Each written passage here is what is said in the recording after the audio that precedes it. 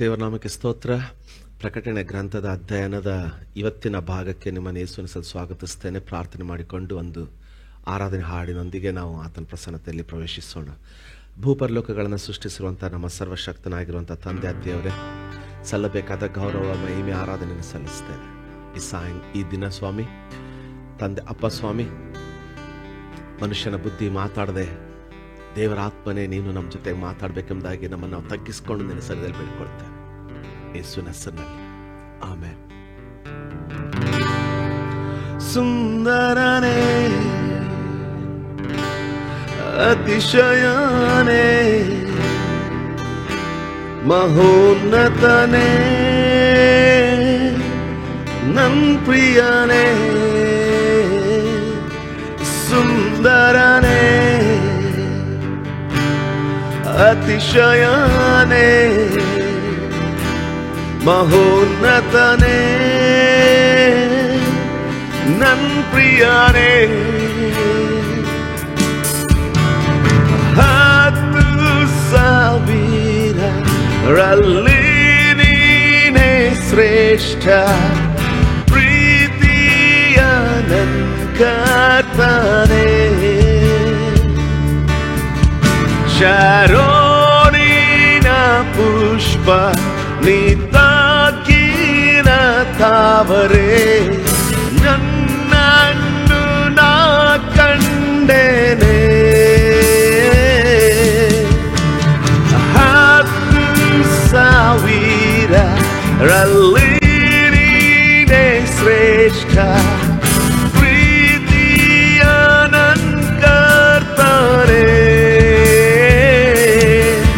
ಶಾರೋನಿನ ಪುಷ್ಪ ನೀತಾಕಿನ ತಾವರೆ, ನಿನ್ನನ್ನು ನಾ ಕಂಡೇನೆ.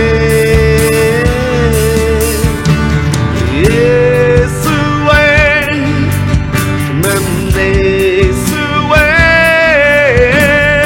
ನಿನ್ನ ಹಾಗೆ ಯಾರೂ ಇಲ್ಲ. ಯೇಸುವೇ, ನನ್ನೇಸುವೇ, ನಿನ್ನ ಹಾಗೆ ಯಾರೂ ಇಲ್ಲ. ನಿನ್ನ ನೋಡಲು ನೋಡುತ್ತಾ ಪ್ರೀತಿಸಲು ನಾನು ಬಯಸುವೆ. ನಿನ್ನ ನೋಡಲು ನೋಡುತ್ತಾ ಪ್ರೀತಿಸಲು ನಾನು ಬಯಸುವೆ. ಯೇಸುವೇ, ನನ್ನೇಸುವೇ, ನಿನ್ನ ಹಾಗೆ ಯಾರೂ ಇಲ್ಲ.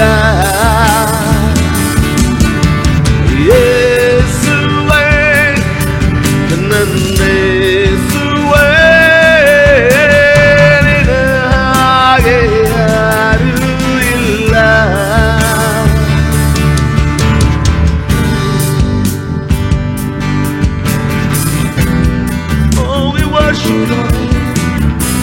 ಕರಗಳನ್ನೆತ್ತಿ ಒಂದು ಸಾರಿ ದೇವರ ಆತ್ಮನೇ ನಿನ್ನ ಪ್ರಸನ್ನತೆ ನಮ್ಮನ್ನು ತುಂಬಿಸಿ ಎಂಬುದಾಗಿ.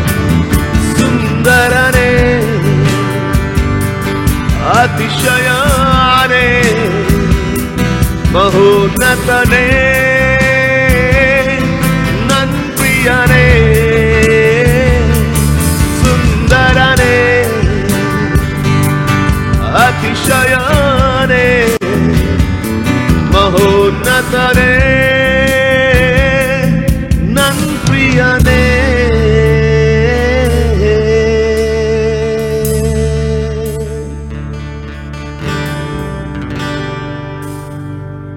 ಸ್ತೋತ್ರ ಸ್ವಾಮಿ. ಅಬ್ರಹಾಮ, ಇಸಾಕ, ಯಾಕೋಬರ ದೇವರೇ, ಆ ನಿನ್ನ ಜನರನ್ನು ಸಂಧಿಸಿದಂತೆಯೇ ನಮ್ಮ ಪೀಳಿಗೆಯಲ್ಲಿ ನಮ್ಮನ್ನು ಸಂಧಿಸುತ್ತಪ್ಪ ತಂದೆ. ನಿನ್ನ ನಾಮ ಮಹಿಮೆ ನಡೆಸಲ್ಪಡಲಿ ಯೇಸುವಿನ ಹೆಸರಿನಲ್ಲಿ ತಂದೆ, ಆಮೇನ್.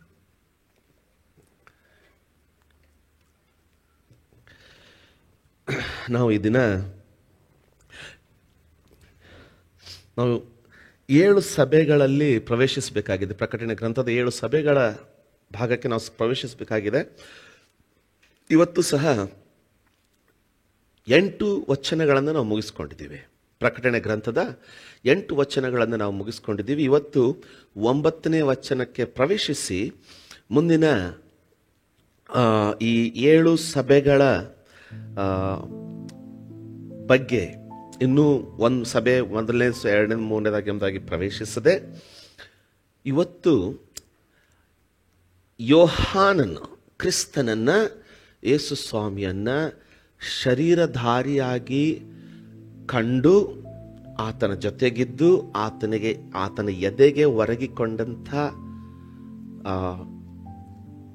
ಯೋಹಾನನು ಮೊದಲೇ ಸಾರಿ ಯೇಸುವನ್ನ ಆತನ ಮಹಿಮೆಯಲ್ಲಿ ನೋಡ್ಲಿಕ್ಕಿದ್ದಾನೆ. ಎದೆಗೆ ಒರಗಿಕೊಂಡಂಥ ಮನುಷ್ಯ ಕುಮಾರನಾದಂಥ ಯೇಸು ಸ್ವಾಮಿ ಈಗ ಈತನು ಸಾಷ್ಟಾಂಗ ಬಿದ್ದು ಬಾಯಿ ಮಾತಾಡ್ಲಿಕ್ಕೆ ಬರ್ದಂಗೆ ಗಡಗಡೆ ನಡುವ ರೀತಿಯಲ್ಲಿ ಅದೇ ಯೇಸು ಸ್ವಾಮಿ ತನ್ನ ನಿಜವಾದ ಸ್ವಾರೂಪ್ಯದಲ್ಲಿ ಆತನಿಗೆ ಪ್ರತ್ಯಕ್ಷವಾಗ್ಲಿಕ್ಕಿದ್ದಾನೆ.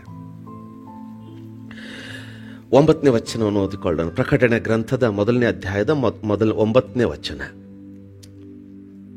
ನಿಮ್ಮ ಸಹೋದರನು ಯೇಸುವಿನ ನಿಮಿತ್ತ ಹಿಂಸೆಯಲ್ಲಿಯೂ ರಾಜ್ಯದಲ್ಲಿಯೂ, ಇವುಗಳನ್ನ ಅಂಡರ್ಲೈನ್ ಮಾಡ್ಕೊಂಡ್ಬಿಡಿ ಅಥವಾ ಲಿಸ್ಟ್ ಮಾಡ್ಕೊಳ್ತಿದ್ರೆ ಮಾಡ್ಕೊಳ್ಳಿ. ನಂಬರ್ 1 ಯೇಸುವಿನ ನಿಮಿತ್ತ ಹಿಂಸೆಯಲ್ಲಿಯೂ, ಎರಡನೇದಾಗಿ ರಾಜ್ಯದಲ್ಲಿಯೂ, ಮೂರನೇದಾಗಿ ತಾಳ್ಮೆಯಲ್ಲಿಯೂ ನಿಮ್ಮೊಂದಿಗೆ ಪಾಲುಗಾರನೂ ಆಗಿರುವ ಯೋಹಾನನೆಂಬ ನಾನು. ತನ್ನ ಬಗ್ಗೆ ಯೋಹಾನನ ಬಗ್ಗೆ ನಾನು ಮೊದಲನೆಯ ಸೆಷನ್ನಲ್ಲಿನೇ ಯೋಹಾನನ ಬಗ್ಗೆ ದಯವಿಟ್ಟು ಈ ಪ್ರಕಟಣೆಯ ಎಲ್ಲ ಪ್ರತಿಯೊಂದು ಭಾಗಗಳನ್ನು ಸೆಷನ್ 1, ಸೆಷನ್ 2, ಸೆಷನ್ 3 ಎಂಬುದಾಗಿ ನಾವು ಪರಿಚಯಿಸ್ತಾ ಇದ್ದೀವಿ. ಪ್ರಕಟಣೆ ಗ್ರಂಥ ಭಾಗ 1, ಭಾಗ 2, ಭಾಗ 3 ಎಂಬುದಾಗಿ ನಿಮಗೆ ಪರಿಚಯಿಸ್ತಾ ಇದ್ದೀವಿ. ಅವುಗಳನ್ನು ಯೂಟ್ಯೂಬಲ್ಲಿ ನಾವು ಪರಿಚಯಿಸಿದ್ದೀವಿ. ಸೊ ಭಾಗ 1ರಲ್ಲಿ ನಾನು ಆಗಲೇ ಹಂಚಿಕೊಂಡಿದ್ದೆ, ಸೆಷನ್ 1ರಲ್ಲಿ ಹಂಚಿಕೊಂಡಿದ್ದೆ. ದೀನನಾಗಿ ತನ್ನ ಬಗ್ಗೆ ತಾನು ಹೇಳಿಕೊಳ್ಳದೆ ಎಷ್ಟು ತನ್ನನ್ನು ತಾನು ಅಡಗಿಸಿಕೊಂಡು ಮಾತಾಡ್ತಾನೆ ಯೋಹಾನನೆಂಬುದಾಗಿ. ಈಗ ಅದೇ ಯೋಹಾನನ ಇನ್ನೊಂದು ಅದೇ ನಿಟ್ಟಿನಲ್ಲಿ, ಅಂದರೆ ತನ್ನ ತಗ್ಗಿಸಿಕೊಳ್ಳುವ ನಿಟ್ಟಿನಲ್ಲಿ ಒಂದು ಉತ್ತಮವಾದ ಗುಣವನ್ನು ಕಾಣ್ತೀವಿ ನೋಡಿ. ಯೋಹಾನನೆಂಬ ನಾನು ಮೊದಲೇ ಸಾರಿ ಯೋಹಾನನೆಂಬ ನಾನು ಸುವಾರ್ತೆಗಳಲ್ಲಿ ಆತನಿಗೆ ಪ್ರಿಯನಾದ ಶಿಷ್ಯನು, ಆತನ ಎದೆಗೆ ಒರಗಿಕೊಳ್ಳುವ ಒಬ್ಬ ಶಿಷ್ಯನೆಂಬುದಾಗಿ ತನ್ನನ್ನು ಹೇಳಿಕೊಳ್ಳದೆ, ತನ್ನನ್ನು ಪರಿಚಯ ಮಾಡಿಕೊಳ್ಳದೆ ಇಂಡೈರೆಕ್ಟಾಗಿ ತನ್ನ ಬಗ್ಗೆ ಬರೆದುಕೊಂಡಂಥ ಯೋಹಾನನು ಮೊದಲೇ ಸಾರಿ ಇಲ್ಲಿ ತನ್ನ ಹೆಸರನ್ನು ಒಡೆದು ಹೇಳ್ಕೊಳ್ತಾ ಇದ್ದಾನೆ. ಏನಪ್ಪ ಅಂದರೆ, ನಿಮ್ಮೊಂದಿಗೆ ಪಾಲುಗಾರನು ಆಗಿರುವಂಥ ಯೋಹಾನನೆಂಬ ನಾನು ದೇವರ ವಾಕ್ಯಕ್ಕೋಸ್ಕರವೂ ಯೇಸುವಿನ ವಿಷಯವಾದ ಸಾಕ್ಷಿಗೋಸ್ಕರವೂ ಪಾತ್ಮೋಸ್ ದ್ವೀಪದಲ್ಲಿ ಇದ್ದೆನು. ಪಾತ್ಮೋಸ್ ದ್ವೀಪದ ಪರಿಚಯ ನಿಮಗೆ ಕೊಟ್ಟಾಗಿದೆ. ಮೊದಲಿನ ಭಾಗಗಳಲ್ಲಿ ನೀವು ನೋಡಿಕೊಳ್ಳೋದಾಗಿದ್ದರೆ ಪಾತ್ಮೋಸ್ ದ್ವೀಪದ ಪರಿಚಯ ನಿಮಗೆ ಕೊಟ್ಟಾಗಿದೆ. ಅದು ಈಗಿನ ಟರ್ಕಿ ದೇಶದ ಸಮುದ್ರದಲ್ಲಿ ಕೆಲವು ಮೈಲುಗಳ ಒಳಗಡೆ ಒಂದು ಅರ್ಧ ಚಂದ್ರಾಕೃತಿಯಲ್ಲಿರುವಂಥ ದ್ವೀಪ. ಇವು ದ್ವೀಪಗಳ ಸರಮಾಲೆ. ಅವುಗಳಲ್ಲಿ ಪಾತ್ಮೋಸ್ ದ್ವೀಪಗಳ ಸರಮಾಲೆ, ಅವುಗಳಲ್ಲಿ ಒಂದು ದ್ವೀಪದಲ್ಲಿ ಅದು ಕಲ್ಲಿನಿಂದ ತುಂಬಿದಂಥ ದ್ವೀಪ, ಯಾವುದೇ ಜೀವನ ಅಲ್ಲಿ ಇಲ್ಲದಂಥ ದ್ವೀಪ, ಯಾವುದೇ ಜನವಸತಿ ಅಂತ ದೂರಿನ ಮಾತಾಯಿತು, ಪ್ರಾಣಿಗಳು ವಾಸಿಸದೇ ಇರುವಂಥ ದ್ವೀಪದಲ್ಲಿ ಕ್ರಿಸ್ತನ ಸುವಾರ್ತೆಯನ್ನು ಸಾರಿದ್ದ ತಪ್ಪಿಗೆ ಯೋಹಾನನನ್ನು ಅಲ್ಲಿ ಹಾಕಿದ್ದಾರೆ. ಅಲ್ಲಿ ಈತನು ತಗ್ಗಿಸಿಕೊಂಡು ಯೇಸುವಿನ ನಿಮಿತ್ತ ಹಿಂಸೆಯಲ್ಲಿಯೂ ರಾಜ್ಯದಲ್ಲಿಯೂ ತಾಳ್ಮೆಯಲ್ಲಿಯೂ ನಿಮ್ಮೊಂದಿಗೆ ಪಾಲುಗಾರನು. ನಿಮ್ಮೊಂದಿಗೆ ಅಂತ ಇಲ್ಲಿ ಹೇಳುವಾಗ ಯೋಹಾನನು ತನ್ನನ್ನು ತಾನು ತಗ್ಗಿಸಿಕೊಳ್ಳುತ್ತಾ ಈ ಪತ್ರಿಕೆಯನ್ನು, ಆತನ ಪ್ರಕಟಣೆಯ ಪತ್ರಿಕೆಯನ್ನು ಓದಲಿಕ್ಕಿರುವಂಥ ಎಲ್ಲ ಯುಗದ ಎಲ್ಲ ಭಕ್ತರಿಗೆ ಆತನು ಉತ್ತೇಜನ ಕೊಡ್ತಾ, ನಾನು ನಿಮ್ಮೊಂದಿಗೆ ಒಬ್ಬನಾಗಿದ್ದೀನಿ ಅಂತ ಉತ್ತೇಜನ ಕೊಡ್ತಾ ಇದ್ದಾನೆ. ಯೇಸುವಿನ ನಿಮಿತ್ತ ಹಿಂಸೆಯಲ್ಲಿ ನಾನು ನಿಮ್ಮ ಜೊತೆಗೆ ಪಾಲುಗಾರನಾಗಿದ್ದೀನಿ, ಆತನ ರಾಜ್ಯದಲ್ಲಿ ನಾನು ನಿಮ್ಮ ಜೊತೆ ಪಾಲುಗಾರನಾಗಿದ್ದೀನಿ, ತಾಳ್ಮೆಯಲ್ಲಿಯೂ ನಿಮ್ಮೊಂದಿಗೆ ಪಾಲುಗಾರನಾಗಿದ್ದೀನಿ ಅಂತ ಆತನು ನಮ್ಮನ್ನು ಉತ್ತೇಜನ ಪಡಿಸೋದಕ್ಕಾಗಿ. ಅದೇ ಯೋಹಾನನ ಬಹಳ ಸುಂದರವಾದ ಗುಣಲಕ್ಷಣ. ಪಾತ್ಮೋಸ್ ದ್ವೀಪ ಆಗಲೇ ನಾನು ನಿಮಗೆ ಹೇಳಿದ ಹಾಗೆ ಏಷ್ಯಾ ಮೈನರ್ ಅಂದರೆ ಏಷ್ಯಾ ಖಂಡದ ಟರ್ಕಿ ದೇಶದಲ್ಲಿ ಇವತ್ತಿಗೆ ಅದರಲ್ಲಿ 98% ಇಸ್ಲಾಂ ಧರ್ಮ ಆವರಿಸಿಕೊಂಡಿದ್ದು, ಬರೀ 2% ಮಾತ್ರ ಕ್ರೈಸ್ತರಲ್ಲಿದ್ದಾರೆ. ಆ ದೇಶದಲ್ಲಿ ಆಗ 7 ಸಭೆಗಳು. ಆ ದೇಶದ ಸಮುದ್ರದಲ್ಲಿ, ಆ ದೇಶಕ್ಕೆ ಹತ್ತಿರ ಸಮುದ್ರದಲ್ಲಿ ಪಾತ್ಮೋಸ್ ದ್ವೀಪ. ಸೈತಾನನು ಬಹುಶಃ ಈತನ ಹುಟ್ಟು ಅಡಗಿಸ್ಲಿಕ್ಕೆ ಅಥವಾ ಈತನ ಧ್ವನಿಯನ್ನು ಅಡಗಿಸಿಬಿಡ್ಲಿಕ್ಕೆ ಸೈತಾನನು ಬಹುಶಃ ಬಹಳ ಯೋಚನೆ ಮಾಡಿ ಆ ಅರಸನನ್ನು ಪ್ರೇರೇಪಿಸಿ, ಜನರನ್ನು ಪ್ರೇರೇಪಿಸಿ ಈತನನ್ನು ಹಿಂಸೆಗೆ ಒಳಪಡಿಸಿ ಪಾತ್ಮೋಸ್ ದ್ವೀಪಕ್ಕೆ ಈತನನ್ನು ಅಲ್ಲಿ ಹೋದರೆ ಇವನಿಗೆ ಏನು ಮಾಡಲಿಕ್ಕೆ ಆಗಲಿಲ್ಲ ಅಂತ ಅವನನ್ನು ಹಾಕಿಸಿಬಿಟ್ಟಿರ್ಬೋದು. ಆದರೆ ಆ ಒಂದು ಎಕ್ಸೈಲ್ ಅಂತ ಹೇಳ್ತೀವಿ, ಅಂದರೆ ಕರ್ತನಿಗೋಸ್ಕರ ದೇಶ ಬಿಟ್ಟು ಹೊರಗಡೆ ಹಾಕಲ್ಪಟ್ಟಾಗಲೂ ಸಹ ಕರ್ತನ ರಾಜ್ಯದಿಂದ ಹೊರಗಡೆ ಹಾಕಲ್ಪಟ್ಟಿಲ್ಲ. ದೇವರಿಗೆ ಯೋಹಾನನಿಗೋಸ್ಕರ ಬಹಳ ಶ್ರೇಷ್ಠವಾದ ಯೋಜನೆ ಆತನ ಪಾತ್ಮೋಸ್ ದ್ವೀಪದಲ್ಲಿ ನೋಡಿ. ಮಾನುಷಿಕವಾಗಿ ಯೋಚಿಸೋದಾಗಿದ್ದರೆ ಸೆರೆಯಾಳಾಗಿ ಅವನನ್ನು ನಿರಾಶೆ ಪಡಿಸಬೇಕೆಂಬುದಾಗಿ, ಅವನನ್ನು ಸಂಪೂರ್ಣವಾಗಿ ಮುಗಿಸಿ ಬಿಡಬೇಕೆಂಬುದಾಗಿ. ಅಂದರೆ ಮಾನುಷಿಕವಾಗಿ ನೋಡೋದಾಗಿದ್ರೆ ಎಲ್ಲ ಮುಗಿದು ಹೋಗಿದೆ. ಆದರೆ ಆತ್ಮಿಕವಾಗಿ ನೋಡೋದಾಗಿದ್ರೆ ದೇವರ ದೃಷ್ಟಿಯಿಂದ ನೀವು ಒಂದು ಬರ್ಡ್ ವೀವ್ ಅಂತ ಹೇಳ್ತೀವಿ, ಅಂದರೆ ಮೇಲೆ ಪಕ್ಷಿ ನೋಡುವ ರೀತಿಯಲ್ಲಿ ಮೇಲಿಂದ ನೀವು ನೋಡೋದಾಗಿದ್ರೆ ಆತನು ಪಾತ್ಮೋಸ್ ದ್ವೀಪದಲ್ಲಿ ಒಬ್ಬನೇ ಇದ್ದಾನೆ. ಆದರೆ ಕರ್ತನ ಹೃದಯದಲ್ಲಿ ಮುಗಿದಿಲ್ಲ. ಸೈತಾನನು ಯಾವುದನ್ನು ಅಡಗಿಸಿ ಬಿಡಬೇಕೆಂಬುದಾಗಲ್ಲ ಅವನನ್ನು ಹಾಕ್ಸಿದ್ನೋ ಅಲ್ಲಿ ದೇವರು ಹೊಸದನ್ನ ಅವನಿಗೋಸ್ಕರ ಎಬ್ಬಿಸ್ತಾ ಇದ್ದಾನೆ. ಕೆಲವು ಸಾರಿ ನಮ್ಮ ಜೀವಿತದಲ್ಲಿ ಬರುವಂಥ ಒಬ್ಬಂಟಿಗತನಗಳು, ನಮ್ಮ ಜೀವಿತದಲ್ಲಿ ಬರುವಂಥ ಪಾತ್ಮೋಸ್ನಂಥ ಏಕಾಂಗಿತನ ನಮ್ಮನ್ನು ಈ ಲೋಕದ ಜನರಂತೆ ಮಾನಸಿಕವಾಗಿ ಕುಗ್ಗಿಸಬಾರ್ದು.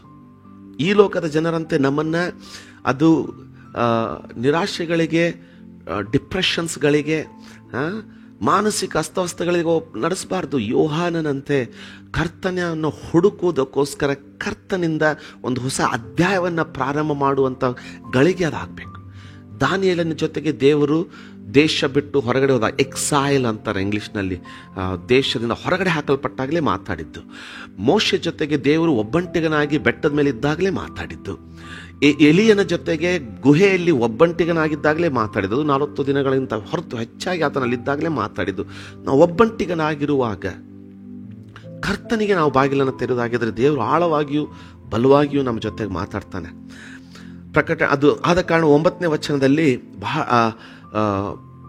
ಬೋಧನೆ ಅಂತ ಅಧ್ಯಯನದಲ್ಲಿ ಹೋಗುವಂಥ ಬಹಳ ವಿಶೇಷಗಳಿಲ್ಲ. ಆದರೆ ನಿಮ್ಮ ಸಹೋದರನು ಯೇಸುವಿನ ನಿಮಿತ್ತ ಹಿಂಸೆಯಲ್ಲಿಯೂ ರಾಜ್ಯದಲ್ಲಿಯೂ ತಾಳ್ಮೆಯಲ್ಲಿಯೂ ನಿಮ್ಮೊಂದಿಗೆ ಪಾಲುಗಾರನೂ ಆಗಿರುವ ಯೋಹಾನನೆಂಬ ನಾನು ದೇವರ ವಾಕ್ಯಕ್ಕೋಸ್ಕರ, ಯೇಸುವಿನ ವಿಷಯವಾದ ಸಾಕ್ಷಿಗೋಸ್ಕರವು ದೇವರ ವಾಕ್ಯವನ್ನು ಬೋಧಿಸಿದ್ರ ನಿಮಿತ್ತವಾಗಿ, ಯೇಸು ಸ್ವಾಮಿಯ ಸುವಾರ್ತೆಯ ಸಾಕ್ಷಿಯನ್ನು ಕೊಟ್ಟಿದ್ದರ ನಿಮಿತ್ತವಾಗಿ ಪಾತ್ಮೋಸ್ ದ್ವೀಪದಲ್ಲಿದ್ದೆನು. ಈತನು ಸಹ ಹನ್ನಳಂತೆ ಯಾವುದೇ ಗುಣಗುಟ್ಟುವಿಕೆ ಇಲ್ಲದೆ, ಯಾವುದೇ ತೊಂದರೆ ಇಲ್ಲದೆ ಪಾತ್ಮೋಸ್ ದ್ವೀಪದಲ್ಲಿ ಹಾಕಲ್ಪಟ್ಟಿದ್ದೆನು ಅಂತ ಸಹ ಬರೆಯಲ್ಲ ಅವನು. ಪಾತ್ಮೋಸ್ ದ್ವೀಪದಲ್ಲಿ ನನ್ನನ್ನು ಸೆರೆಯಾಳಾಗಿಟ್ಟಿದ್ರು ಅಂತಲೂ ಬರೆಯಲ್ಲ ಅವನು. ಅದರ ಬದಲು ಪಾತ್ಮೋಸ್ ದ್ವೀಪದಲ್ಲಿದ್ದೇನು, ಏನು ತಾನೇ ತನ್ನ ಚಿತ್ತದಿಂದ ಕರ್ತನ ಜೊತೆಗೆ ಕೆಲವು ಸಮಯವನ್ನು ಏಕಾಂಗವಾಗಿ ಕಳೆಯೋದಕ್ಕಾಗಿ ಹೋಗಿದ್ನೋ ಎಂಬ ರೀತಿಯಲ್ಲಿ ಬರಿತಾನೆ. ಎಂಥ ಮ್ಯಾಚುರಿಟಿ ನೋಡಿ, ಎಂಥ ಪರಿಪಕ್ವತೆ ಈ ಜನರದ್ದು. ಹನ್ನಳಾದರೂ ರವಿವಾರ ನಾನು ನಿಮಗೆ ಬೋಧಿಸಿದೆ. ದಯವಿಟ್ಟು ಈ ಬೋಧನೆಗಳನ್ನು ಈ ಪ್ರಕಟಣೆ ಗ್ರಂಥದ ಈ ಬೋಧನೆಗಳನ್ನು 2021 ಇಸ್ವಿಯಲ್ಲಿ ಮೇ ತಿಂಗಳಿಂದ ನಾನು ಪ್ರಾರಂಭ ಮಾಡಿರುವ ಹಾಗೆ ಮೇ ಮತ್ತು ಜೂನ್ ತಿಂಗಳಿನ, ವಿಶೇಷವಾಗಿ ಜೂನ್ ತಿಂಗಳಿನ ರವಿವಾರದ ಸಂದೇಶಗಳೊಂದಿಗೆ ಇದನ್ನು ನೋಡಿ. ಯಾಕಂದರೆ ಎರಡರಲ್ಲಿನೂ ಇದರಲ್ಲಿ ಹೋಲಿಕೆಗಳೊಂದಿಗೆ ನಾನು ಮುಂದುವರಿತಾ ಇದ್ದೇನೆ. ರವಿವಾರ ನಾನು ಹೇಳ್ತಾ ಇದ್ದೆ, ನಿನ್ನೆಷ್ಟೇ ಕಳೆದ ರವಿವಾರ ಅಷ್ಟೇ ನಾನು ನಿಮಗೆ ಹೇಳ್ತಾ ಇದ್ದೆ, ಏನಪ್ಪ ಅಂದರೆ ಹನ್ನಳು ಸಹ ಪೆನ್ನಿನಳು ಹಾಗೆ ಮಾಡಿದ್ಲು, ನನ್ನನ್ನು ಯಾಕೆ ಜೀವಂತವಾಗಿ ಇಟ್ಟಿದ್ದೀಯಾ, ನನ್ನನ್ನು ಬಂಜಿಯಾಗಿ ಇಡುವುದೇ ನಿನ್ನ ಚಿತ್ತಾಗಿದ್ರೆ ನಾನು ತೆಗೆದುಕೊಂಡು ಬಿಡಬೇಕಿತ್ತು. ಎಂಥದೂ ಇಲ್ಲ, ಸರಳವಾದ ಪ್ರಾರ್ಥನೆ. ನೀನು ನಿನ್ನ ದಾಸಿಯ ಮೇಲೆ ಕರುಣೆ ಇಟ್ಟು ಒಬ್ಬ ಮಗನನ್ನು ಕೊಡೋದಾಗಿದ್ದರೆ ಅವನನ್ನು ನಿನಗೆ ಪ್ರತಿಷ್ಠಿಸುವೆ. ಪರಿಪಕ್ವತೆ ನೋಡಿ ಎಷ್ಟಿದೆ ಇವತ್ತು. ನನ್ನಂಥವ್ರು ನಾಮ ಪ್ರಾರ್ಥನೆಗಳು, ದೇವರೇ ನನ್ನನ್ನು ಜೀವಂತವಾದರೂ ಯಾಕೆ ಇಟ್ಟಿದ್ದೀಯಾ ಸ್ವಾಮಿ, ಇಂಥದ್ದು ಯಾಕೆ ನನಗೆ ಬಂತು ಏನು. ಆದರೆ ಇವರ ಪರಿಪಕ್ವತೆ ನೋಡಿ, ಭವಿಷ್ಯ ಗೊತ್ತಿಲ್ಲ ಅವನಿಗೆ, ಏನಾದರೂ ಹಿಡ್ಕೊಂಡು ತಿನ್ಬೇಕಂದ್ರೆ ಪ್ರಾಣಿಗಳೇ ಅಲ್ಲಿಲ್ಲ. ಅಡಿಗೆ ಮಾಡಿಕೊಡೋರು ದೂರಿನ ಮಾತಾಯ್ತು, ಊಟ ಇಲ್ಲ, ಕುಡಿಲಿಕ್ಕೆ ನೀರಿಲ್ಲ. ಇವನನ್ನ ಎತ್ಕೊಂಡು ಹೋಗಿ ಅಲ್ಲಿ ಸಾಯ್ಲಿಕ್ಕೆ ಹಾಕ್ಬಿಟ್ಟವ್ರೆ. ಆದರೆ ದೇವ್ರ ಕೃಪೆಯಿಂದ, ದೇವ್ರ ಕೃಪೆಡಿಯಲ್ಲಿ ಈತನೊಬ್ಬನೇ ಸೇವಕ ಸಾಯಲಿಲ್ಲ. ಇವನನ್ನು ತಿರುಗಿ ಬಿಡುಗಡೆ ಮಾಡಲ್ಪಡ್ತು. ಬರುವ ದಿನದಲ್ಲಿ ಅದರ ಯಾವ ಅರಸ, ಯಾವ ಇಸ್ವಿ ಅದನ್ನು ನಾನು ನಿಮಗೆ ತಿಳಿಸ್ತೀನಿ. ಆತನಿಗೆ ಬಿಡುಗಡೆ ಆಯಿತು. ಚರಿತ್ರೆ ಪ್ರಕಾರ ಆತನಿಗೆ ಬಿಡುಗಡೆಯಾಗಿ ಆತನು ಬೋಧಿಸಬಾರ್ದು ಎಂಬುದಾಗಿ ಒಂದು ಹೋಮ್ ಅರೆಸ್ಟ್, ಮನೆಯ ಖೈದಿ ಮಾಡಿದರು. ಆತನ ಆ ಮನೆಯನ್ನು ಬಿಟ್ಟು ಎಲ್ಲಿ ಹೋಗೋ ಹಾಗಿಲ್ಲ. ನಮ್ಮ ಲಾಕ್ಡೌನಲ್ಲಿ ಒದ್ದಾಡ್ತಾ ಇದ್ದೀವಿ. ಯೋಹಾನನು ಸಾಯುವವರೆಗೆ ಆ ಮನೆಯಲ್ಲಿ ಕೂಡ ಹಾಕಲ್ಪಟ್ಟ. ಸಮಾಧಾನದ ಅತಿವೃದ್ಧನಾಗಿ ಸಮಾಧಾನದ ಮರಣವನ್ನು ಆತನು ಅನುಭವಿಸ್ತಾ. ಈ ಯೋಹಾನ ಸ್ನಾನಿಕನಾದ ಯೋಹಾನ ಅಲ್ಲ, ಯೇಸುವಿನ ಶಿಷ್ಯನಾದಂಥ ಯೋಹಾನ ಪಾತ್ಮಸ್ ದ್ವೀಪದಲ್ಲಿ ಬಹಳ ಸುಂದರವಾಗಿ 10ನೇ ವಚನದಲ್ಲಿ ಹೇಳ್ತಾನೆ ನೋಡಿ, ನಾನು ಕರ್ತನ ದಿನದಲ್ಲಿ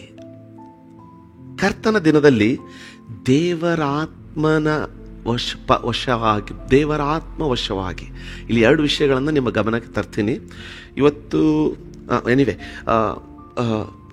ಮೊದಲನೇದಾಗಿ ಕರ್ತನ ದಿನ ಅಂದರೆ ಆಗಿನ ಶಿಷ್ಯರಿಗೆ ಈಗಿನವರೆಗೂ ಸಹ ಬಹಳಷ್ಟು ಇದ್ರ ಬಗ್ಗೆ ವಾದ ವಿವಾದಗಳು ಎದ್ದಿದೆ. ಕೆಲವರು ಕರ್ತನ ದಿನದ ಬಗ್ಗೆ ಪುಸ್ತಕಗಳನ್ನು ಬರೆದಿದ್ದಾರೆ. ಅಷ್ಟರ ಮಟ್ಟಿಗೆ ಅದರಲ್ಲಿ ಅಧ್ಯಯನ, ವಾದ ವಿವಾದಗಳು ಹೊರಟಿದೆ. ಆದರೆ ಮೆಜಾರಿಟಿ ಆಫ್ ಸ್ಕಾಲರ್ಸ್ ಅಂತ ಹೇಳ್ತಾರೆ, ಅಂದರೆ ಹೆಚ್ಚಾದ ಸಂಖ್ಯೆಯ ದೈವಶಾಸ್ತ್ರಜ್ಞರು, ದೈವ ವಾಕ್ಯದ ಶಾಸ್ತ್ರಜ್ಞರು ಆಗಿನ ಶಿಷ್ಯರಿಗೆ ಮುಂದುವರಿದು ನಮಗೂ ಸಹ ಕರ್ತನ ದಿನ ಅಂತಂದರೆ ಈತನು ಯಹೂದ್ಯನಾಗಿದ್ದ. ಒಂದು ಕಲ್ಪನೆ ಏನು ಬರ್ತದೆ ಅಂದರೆ ಈತನು ಯಹೂದ್ಯನಾಗಿದ್ದ ತಾನೇ, ಯೋಹಾನನು ಸಹ ಯಹೂದ್ಯನಾಗಿದ್ದ. ಇವರಿಗೆ ಕರ್ತನ ದಿನ ಅಂದರೆ ಸಬ್ಬತ್ ದಿನವಾಗಿತ್ತು, ಅಂದರೆ ಶನಿವಾರ ಸಬ್ಬತ್ ದಿನ ಆಗಿತ್ತು ಅಂತ ಕೆಲವರು ವಾದ. ಆದರೆ ಅನೇಕ ದೈವ ವಾಕ್ಯ ಶಾಸ್ತ್ರಜ್ಞರು ಒಪ್ಪಿಕೊಳ್ಳುವಂಥ ವಿಷಯ ಏನಂತಂದರೆ, ಈ ಶಿಷ್ಯರಿಗೆ ಕರ್ತನ ದಿನ ಅಂತಂದರೆ 3ನೇ ದಿನ, ಅದು ರವಿವಾರ ದಿನ, ಅದು ಕರ್ತನ ದಿನವೊಂದಾಗಿ ಎಣಿಸಲ್ಪಡ್ತಾ ಇತ್ತು. ಅದಕ್ಕೆ ಮುಖ್ಯವಾಗಿ ಇವರಿಗಿದ್ದಂಥ ಕಾರಣ ಏನಂದರೆ, ಯೇಸು ಸ್ವಾಮಿ ಸತ್ತೊಳಗಿಂದ ಎದ್ದು ಬಂದ 3ನೆಯ ದಿನ. ಅದು ಅವರಿಗೆ ಜಯದ ದಿನವಾಗಿದ್ದರಿಂದ ಅವರು ಮೊದಲನೆಯದಾಗಿ ಸಬ್ಬತ್ ದಿನದ ಹಳೆ ಒಡಂಬಡಿಕೆಯ ಕ್ರಮಾನುಸಾರ, ಹಳೆ ಒಡಂಬಡಿಕೆಯ ಆಜ್ಞಾನುಸಾರ, ಮೋಶೆ ಧರ್ಮಶಾಸ್ತ್ರದ ಆಜ್ಞೆಗೆ ಅನುಸಾರವಾಗಿ ಶನಿವಾರವನ್ನು 7ನೇ ದಿನ ಎಂಬುದಾಗಿ ಎಣಿಸಿಕೊಂಡು, ಅಥವಾ ಅದು ಕೆಲವರು ಶುಕ್ರವಾರದ ವಾದ ಮಾಡ್ತಾರೆ, ಕೆಲವರು ಶನಿವಾರ ಅಂತ ವಾದ ಮಾಡ್ತಾರೆ. ಅದು ಏನೇ ಇರಲಿ, ನಮಗೆ ಬೇಕಾಗಿದ್ದು ಸಬ್ಬತ್ ದಿನ. ಸಬ್ಬತ್ ದಿನವನ್ನು ಅವರು ಯೆಹೋವನ ದಿನವೆಂಬುದಾಗಿ, ಆತನು ನೇಮಿಸ ವಿಶ್ರಾಂತಿ ದಿನ ಎಂಬುದಾಗಿ ಆಚರಿಸಿಕೊಳ್ತಾ ಇದ್ರೂ ಸಹ, ಯಹೂದ್ಯರಾಗಿ ಮಸ್ಸಿಯನನ್ನು ಸ್ವೀಕರಿಸಿಕೊಂಡಂಥ ಈ ಶಿಷ್ಯರಿಂದ ಮುಂದಿರುವಂಥ ಎಲ್ಲ ಪೀಳಿಗೆಯವರು ರವಿವಾರದ ದಿನ ಅಥವಾ ಕರ್ತನ ದಿನ ಎಂಬುದಾಗಿ ಪುನರುತ್ಥಾನದ ದಿನವನ್ನು ಆರಾಧನೆ ದಿನವನ್ನಾಗಿ ನೇಮಿಸಿಕೊಂಡ್ರು. ಅನೇಕ ಮೆಜಾರಿಟಿ ಅಂತ ಏನು ಹೇಳ್ತೀವಿ ಅಂದರೆ ಗರಿಷ್ಠ ದೈವ ವಾಕ್ಯ ತಜ್ಞರ ಪ್ರಕಾರ. ಅದಕ್ಕೋಸ್ಕರ ಇದರಲ್ಲಿ ಹೆಚ್ಚಾದ ವಾದ ವಿವಾದಗಳಲ್ಲಿ ನಾವು ಹೋದ್ಬೇಡ. ನಾನು ಮುಂಚೆನೇ ಹೇಳಿದ್ದೀನಿ, ನನ್ನ ನಿಟ್ಟನ್ನು ಮುಂಚೆನೇ ತಾನು ತಿಳಿಸಿದ್ದೀನಿ. ಅಂಕೆ ಅಕ್ಷರಗಳ ವಾದ ವಿವಾದಗಳಿಗೋಸ್ಕರ ಈ ಬೋಧನೆ ಅಲ್ಲ. ಈ ಸತ್ಯವೇದ ಅಧ್ಯಯನ ಸಿದ್ಧತೆಗೋಸ್ಕರ, ನಮ್ಮನ್ನ ಕರ್ತನಿಗೋಸ್ಕರ ಸಿದ್ಧತೆ ಪಡಿಸಿಕೊಳ್ಳೋದಕ್ಕಾಗಿ, ಆತನಿಗೆ ಇನ್ನೂ ಆಳವಾಗಿ ಬೆಳೆಯೋದಕ್ಕಾಗಿ ಮಾತ್ರ. ಅದಕ್ಕೋಸ್ಕರ ಮುಂದುವರಿಯೋಣ. ದೇವರ ಆತ್ಮ ಪರವಶನಾಗಿ, ಕನ್ನಡದಲ್ಲಿ ದೇವರ ಆತ್ಮ ಪರವಶನಾಗಿ, ಕನ್ನಡದಲ್ಲಿ ಸುಂದರವಾದ ಭಾಷೆ, ಕನ್ನಡ ಬಹಳ ಸುಂದರವಾದ ಭಾಷೆ. ದೇವರ ಆತ್ಮ ವಶನಾಗಿ ಅಂದ್ಬಿಟ್ರೆ ಅದರ ಅರ್ಥ ಏನಂತ ಗೊತ್ತಾ? ಅವನಿಗೆ ಪ್ರಾಕೃತಿಕವಾಗಿ ಎಲ್ಲಿದ್ದೀನಿ, ಯಾವ ಸ್ಥಳದಲ್ಲಿದ್ದೀನಿ, ಉಂಡಿದ್ದೀನೋ ಇಲ್ಲೋ, ಊಟ ಮಾಡಿದ್ದೀನೋ ಇಲ್ಲೋ, ಬಾಯಾರಿಕೆ ಆಗಿದೆಯಾ, ಯಾವ ಅರಿವುಗಳು ಆತನನ್ನ ಚಂಚಲ ಮಾಡದಂತೆ ಸಂಪೂರ್ಣವಾಗಿ 5 ಇಂದ್ರಿಯಗಳನ್ನ ಮರೆತು ಪವಿತ್ರಾತ್ಮ ಭರಿತನಾಗಿ ಸಂಪೂರ್ಣವಾಗಿ ಪರಲೌಕಿಕ ವಾತಾವರಣದಲ್ಲಿ ಪ್ರವೇಶಿಸಿದವನು ಅಂತ ಅರ್ಥ. ನಿಮ್ಮ ಹಾಗೆ ಇವತ್ತಿನಲ್ಲಿ ಕುಣಿಯೋರನ್ನ ನೋಡಿ ದೇವರ ಆತ್ಮ ವರ್ಷನಾಗಿ ಕುಣಿದ್ರು ಇಲ್ಲ ಇಲ್ಲ ಇಲ್ಲ ಇಲ್ಲ. ಏನೋ ಒಂದು ಇದಕ್ಕೆ ಹಾಸ್ಯಾಸ್ಪದ ವಾಕ್ಯ ಹೇಳಬೇಕಂದ್ರೆ ತುಂಬಾ ವಿಚಿತ್ರ ಸಂಗತಿಗಳಿದೆ. ಆದರೆ ಇದನ್ನು ಆ ರೀತಿ ಒಯ್ಲಿಕ್ಕೆ ನನ್ನ ಮನಸ್ಸು ಮಾಡೋದಿಲ್ಲ. ಕೇಳಿ, ಇವತ್ತು ಕೆಲವರಿಗೆ ಒಂದು ವಿಡಿಯೋ ನೋಡಿದೆ ನಾನು, ರೋಡಲ್ಲಿ ಕೂತ್ಕೊಂಡು, ಎಲ್ಲ ವಾಟ್ಸಪ್ಪಲ್ಲಿ ನಿಮಗೂ ಬಂದಿರ್ಬೋದು, ವಾಟ್ಸಪ್ಪಲ್ಲಿ ದೆವ್ವ ಬಂದಿದೆ ಅಥವಾ ದೇವಿ ಬಂದಿದ್ದಾಳೆ ಏನೋ ಒಂದು ಬಂದಿದೆ ಅಂತ ತಲೆ ಎಲ್ಲ ಸುತ್ತಾ ಇದ್ದಾಳೆ ಒಬ್ಬ ಹೆಣ್ಮಗಳು. ಒಂದು ನಾಯಿ ಕಡಿಲಿಕ್ಕೆ ಬಹು ಅಂತ ಬಂದ್ಬಿಟ್ರೆ ಅವಳಿಗೆ ಅರು ಬಂದ್ಬಿಡ್ತು, ಹೆದರಿ ಓಡೋಗ್ಬಿಟ್ಲು. ಹಂಗೆ ವಶ ಆಗೋದಲ್ಲ ಇದು ಹೆಂಗೆ ವಶ ಆಗೋದಂತಂದ್ರೆ, ಯೋಹಾನನು ಸತ್ಯವೇದದಲ್ಲಿ ದೇವರ ವಾಕ್ಯದಲ್ಲಿ ದೇವರ ಆತ್ಮ ಪರವಶರಾಗೋದಂತಂದ್ರೆ ಯಾವ ಮಟ್ಟದಲ್ಲಿ ಅಂತಂದ್ರೆ, ಕೆಲವರು ಭಕ್ತರನ್ನ ಜನರು ತೀರ್ಕೊಂಡ್ರು ಅಂತ ತಿಳಿದ್ಬಿಟ್ಟಿದ್ರು, ಶ್ವಾಸವೂ ಸಹ ನಿಂತು ಹೋಗಿದೆ ಅಂತ ತಿಳ್ಕೊಂಡಿದ್ರು. ಅಷ್ಟರ ಮಟ್ಟಿಗೆ ದೇವರ ಆತ್ಮ ಪರವಶರಾಗಿ ಶರೀರವನ್ನ ಬಿಡುವಷ್ಟರ ಮಟ್ಟಿಗೆ ದೇವರ ಆತ್ಮ ಪರವಶರಾಗಿದ್ರು. ಚರಿತ್ರೆಯಲ್ಲಿ ಒಬ್ಬ ಭಯಂಕರವಾದಂಥ ಅಭಿಷಕ್ತವಾದಂಥ ಒಬ್ಬ ದೈವ ಸೇವಕಿ ಸಿಸ್ಟರ್ ವುಡ್ವರ್ಡ್ ಎಟ್ಟರ್ ಅಂತ ಕೇಳಿದ್ದೀನಿ. ನಿಮಗೆ ಸಿಗುವುದಾಗಿದ್ರೆ God's generals by I forgot the author, Liardon, God's generals ಅಂತ ಒಂದು ಬುಕ್ ಇದೆ, ಸುಂದರವಾದ. ರಾಬರ್ಟ್ ಲಿಯರ್ಡಾನ್ ಅಂತ ಲೇಖಕ ಅದರದ್ದು, ಬೇಕಿದ್ರೆ ಆನ್ಲೈನ್ ಅಲ್ಲಿದೆ, ಹುಡುಕೊಳ್ರಿ, ದಯವಿಟ್ಟು ಸಿಕ್ಕರೆ ಫಸ್ಟ್ ವಾಲ್ಯೂಮ್ ಅನ್ನ ಮೊದಲನೇ ಭಾಗವನ್ನು ಓದ್ರಿ. ಅದರಲ್ಲಿ ಈ ಇಂಗ್ಲೆಂಡಲ್ಲಿ ಉಜ್ಜೀವನದ ಬೆಂಕಿ ಉರಿತಾ ಇದ್ದಾಗ ಹುಟ್ಟಿಕೊಂಡಂತ ಒಬ್ಬ ದೈವಿಕ ಸ್ತ್ರೀ ಸಿಸ್ಟರ್ ವುಡ್ವರ್ತ್ ಎಟ್ಟರ್ ಎಂಬುದಾಗಿ, ಇಡೀ ಬಯೋಗ್ರಫಿಯನ್ನು ನಿಮಗೆ ಹೇಳಲ್ಲ. ಇವಳು ಎಷ್ಟರ ಮಟ್ಟಿಗೆ ದೇವರ ಸೇವೆಯಲ್ಲಿ ಇದ್ಲಂದ್ರೆ, ಇವಳು ಬಂದು ಮೊದಲೇ ಒಂದು ಹಾಡನ್ನು ಹಾಡಿದರೆ ಸಾಕು, ವ್ಯಭಿಚಾರಿಗಳು, ಕುಡುಕರು ನೆಲಕ್ಕೆ ಅಪ್ಪಳಿಸೋ ರೀತಿಯಲ್ಲಿ ರಮ್ಮಂತ ಬಿದ್ದು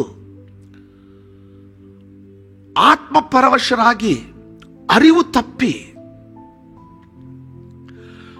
2000 ವರ್ಷದ ಹಿಂದೆ ಕ್ರಿಸ್ತನ ಕ್ರೂಜೆ ಕಡೆಗೆ ಒಯ್ಯಲ್ಪಟ್ಟು ಆತನು ರಕ್ತ ಸೋರುವುದನ್ನ ದರ್ಶನದಲ್ಲೆಲ್ಲ, ಅದಕ್ಕೆ ಟ್ರಾನ್ಸ್ ಅಂತೀವಿ ನೋಡಿ, ಇಂಗ್ಲಿಷ್ನಲ್ಲಿ ಟ್ರಾನ್ಸ್ ಅಂತೀವಿ. ಔಟ್ ಆಫ್ ಬಾಡಿ ಎಕ್ಸ್ಪೀರಿಯನ್ಸ್ ಅಂದ್ರೂ ತಪ್ಪಾಗಲ್ಲ, ಶರೀರದಿಂದ ಹೊರಗೆ ಬಂದಂಥ ಅನುಭವ ಅಂದ್ರೂ ತಪ್ಪಾಗಲ್ಲ. ಅವಳ ಕೂಟದಲ್ಲಿ ಜನರು ಮರಗಳು ಬಿದ್ದಂಗೆ ಬಿದ್ದುಬಿಟ್ಟಿರ್ತಿದ್ರಂತೆ. ಈಗಿನ ಕೂಟಗಳಲ್ಲಿ ಬೀಳೋದನ್ನು ನೋಡ್ತೀವಲ್ಲ, ಆ ರೀತಿಯಲ್ಲ. ಅವ್ರು ಹೆಂಗ್ ಬಿದ್ದಿದ್ರು ಅಂದ್ರೆ, ನೀವು ಹೋಗಿ ಒದ್ರೂ ಅವ್ರಿಗೆ ಅರಿವಿಲ್ಲ. ಈಗಿನವ್ರು ಚೂಟಿದ್ರೆ ಎದ್ದು ಬಿಡ್ತಾರೆ, ಕ್ಷಮಿಸಿ ನಾನು ಟೀಕಿಸ್ತಾ ಇಲ್ಲ. ಅವ್ರಿಗೆ ಹೋಗಿ ಒದ್ರೂ ಅರಿವಿರ್ತಿರ್ಲಿಲ್ವ ಅಂದ್ರೆ ಶರೀರ ಮಾತ್ರ ಅಲ್ಲಿ ಇರ್ತಾ ಇತ್ತು. ಅವರು ತಿರುಗಿ ಆ ಶರೀರದಲ್ಲಿ ಬರೋರೊಳಗಡೆ ಎದೆ ಬಡ್ಕೊಂಡು ಅವಳ ಮುಂದೆ ಮಣಕಾಲು, ನಾನು ಹೇಗೆ ರಕ್ಷಣೆ ಹೊಂದಬೇಕು ತಿಳಿ, ಹೇಳ್ರಿ ಅಂತ ಕೆಲವರು ನನ್ನನ್ನು ರಕ್ಷಿಸ್ರಿ ಅಂತ ಕೂಗಾಡ್ತಾ ಇದ್ರಂತೆ. ನನ್ನ ರಕ್ಷಣೆಗೆ ತನ್ರಿ, ನನ್ನ ರಕ್ಷಣೆ ಬೇಕು, ನನಗೆ ಏಸು ಬೇಕೆಂಬ ಕೂಗ್ತಿದ್ರಂತೆ. ಕಾರಣ ಅವರಲ್ಲಿ ಕೆಲವರಿಗೆ ನರಕದ ದರ್ಶನ ಉಂಟಾಗ್ತಿತ್ತು, ಕೆಲವರಿಗೆ ಯೇಸುವಿನ ಮರಣದ ದರ್ಶನ, ಕೆಲವರಿಗೆ ಯೇಸುವಿನ ಪುನರುತ್ಥಾನದ ದರ್ಶನ. ಅಷ್ಟು ಆಳವಾಗಿ ಕರ್ತನ ಅಭಿಷೇಕದ ಮಹಿಮೆ ಅಲ್ಲಿ ಉಂಟಾಗ್ತಾ ಇತ್ತು. ಒಂದು ಸಾರಿ ಅವಳ ಬಗ್ಗೆ ಈ ರೀತಿಯಾಗಿ ಬರೆಯಲ್ಪಟ್ಟಿದೆ, ಅವಳು ರಾತ್ರಿಯ ಪ್ರಾರ್ಥನೆಗಳಿಗೆ ಪ್ರವೇಶಿಸುವಾಗ ಯಾವ ರೀತಿಯಾಗಿ ಆತ್ಮ ಪರವಶಳಾಗಿ ಪ್ರಾರ್ಥಿಸ್ತಾಳೆ ಇದ್ಲಂದ್ರೆ, ಅವಳು ಪ್ರಾರ್ಥನೆ ಮಾಡುವಾಗ ಅವಳ ಕೋಣೆಯಲ್ಲಿ ಯಾರಿಗೂ ಪ್ರವೇಶವಿರಲಿಲ್ಲಂತೆ. ಕಾರಣ, ಒಂದು ವೇಳೆ ಅವ್ರು ಹೋಗಿದ್ರಂದ್ರೆ ಅವಳ ಬರೀ ಶರೀರವನ್ನು ನೋಡ್ತಾ ಇದ್ರಂತೆ, ಅದು ಉಸಿರಾಡಿಸ್ತಾ ಇಲ್ಲದಂಥ ಶರೀರದಲ್ಲಿ ಸಹ ಅವಳು ಇರ್ತಾ ಇರಲಿಲ್ಲಂತೆ, ಆತ್ಮದಲ್ಲಿ ಎತ್ತಲ್ಪಟ್ಬಿಡ್ತಾ ಇದ್ಲಂತೆ. ನಾನು ಪ್ರಾರ್ಥಿಸ್ತೀನಿ, ನೀವು ಬರೀ ಕಥೆಗಳೇ ಆಗಿ ಉಳಿದಿರಬಾರ್ದು ನಮ್ಮ ಜೀವನಕ್ಕೆ. ನನಗೊಂದು ಭಾರ ಏನಂದರೆ, ಈ ಬೋಧನೆಗಳಲ್ಲಿ ಯಾಕಾದರೂ ನಾನು ಪ್ರವೇಶಿಸಿದೆ ಅಂತ ಒಮ್ಮೆ ಮನಸ್ತದೆ. ಯಾಕಂದರೆ ಸ್ವಾಮಿ, ಅಷ್ಟು ಆಳವಾಗಿ 40 ದಿನ 3 ತಿಂಗಳು ಸತತವಾಗಿ 12 ತಾಸು 18 ತಾಸು ನಿನ್ನ ಸನ್ನಿಧಿಯಲ್ಲಿ ಬಿದ್ದುಕೊಂಡು ಪ್ರಾರ್ಥಿಸುವಂಥ ಸೌಭಾಗ್ಯ ಮುಗಿಸ್ಕೊಂಡು ನಾನು ಇದರಲ್ಲಿ ಬರಬೇಕಿತ್ತಲ್ಲ ಅಂತ ಒಮ್ಮೆ ಮನಸ್ಸು. ಯಾಕಂದರೆ ಸೇವೆಯಲ್ಲಿ ಈಗ ಸಭೆಯನ್ನು ಬಿಟ್ಟು ಅಂಥ ಪರಿಸ್ಥಿತಿಗೆ ಹೋಗಲಿ, ಅಂಥ ಪ್ರಾರ್ಥನೆ ಪ್ರವೇಶಿಸಲಿಕ್ಕೆ ಆಗೋದಿಲ್ಲ. ಅಂಥ ಸಿಚುವೇಶನ್ ಇದು, ಅಂಥ ಒಂದು ಮಹಿಮಾಕರವಾದ ಸನ್ನಿವೇಶ ಇದು. ಅದಕ್ಕೆ ಇಂಗ್ಲಿಷ್ ಬೈಬಲನ್ನು ಪಕ್ಕದಲ್ಲಿ ಇಟ್ಕೊಂಡು ಕೂತ್ಕೊಳ್ರಿ. ಕನ್ನಡದಲ್ಲಿ ನೀವು ಕೇಳ್ತಾ ಇರೋದಾಗಿದ್ರು ಇಂಗ್ಲಿಷ್ ಬಲ್ಲವರು, ಅದರಲ್ಲೂ ವಿಶೇಷವಾಗಿ KJV, authorised king James version ಆಗಿರಲಿ, ಅಥವಾ ನಿಮಗೆ ಓದೋದಕ್ಕೆ ಸರಳವಾಗಿರಬೇಕಾಗಿರೋದಾಗಿದ್ರೆ ನ್ಯೂ ಕಿಂಗ್ ಜೇಮ್ಸ್ ವರ್ಷನ್, ಇದನ್ನು ಹೊರತು ಇದಕ್ಕಿಂತ ಡೈಲ್ಯೂಟ್ ಆಗಿರೋಂಥ, ಇದಕ್ಕಿಂತ ತಿಳಿಯಾದಂಥ ಲೈಕ್ NIV ಅಂಥದ್ದೆಲ್ಲ ASV ಈ ಟ್ರಾನ್ಸ್ಲೇಷನ್ಗಳನ್ನು ಕೂತ್ಕೊಳ್ಬೇಡಿ. ಯಾಕಂದರೆ ಅದೇ ಪ್ರಕಟಣೆ ಗ್ರಂಥ 1ನೇ ಅಧ್ಯಾಯದ 10ನೇ ಅಧ್ಯಾಯದಲ್ಲಿ ಇದೇ ವಚನವನ್ನು ಕನ್ನಡದಲ್ಲಿ ಓದಿದ್ದನ್ನು ಇಂಗ್ಲಿಷ್ನಲ್ಲಿ ಓದಿದರೆ ಹೇಗಿರ್ತದೆ ನೋಡಿ.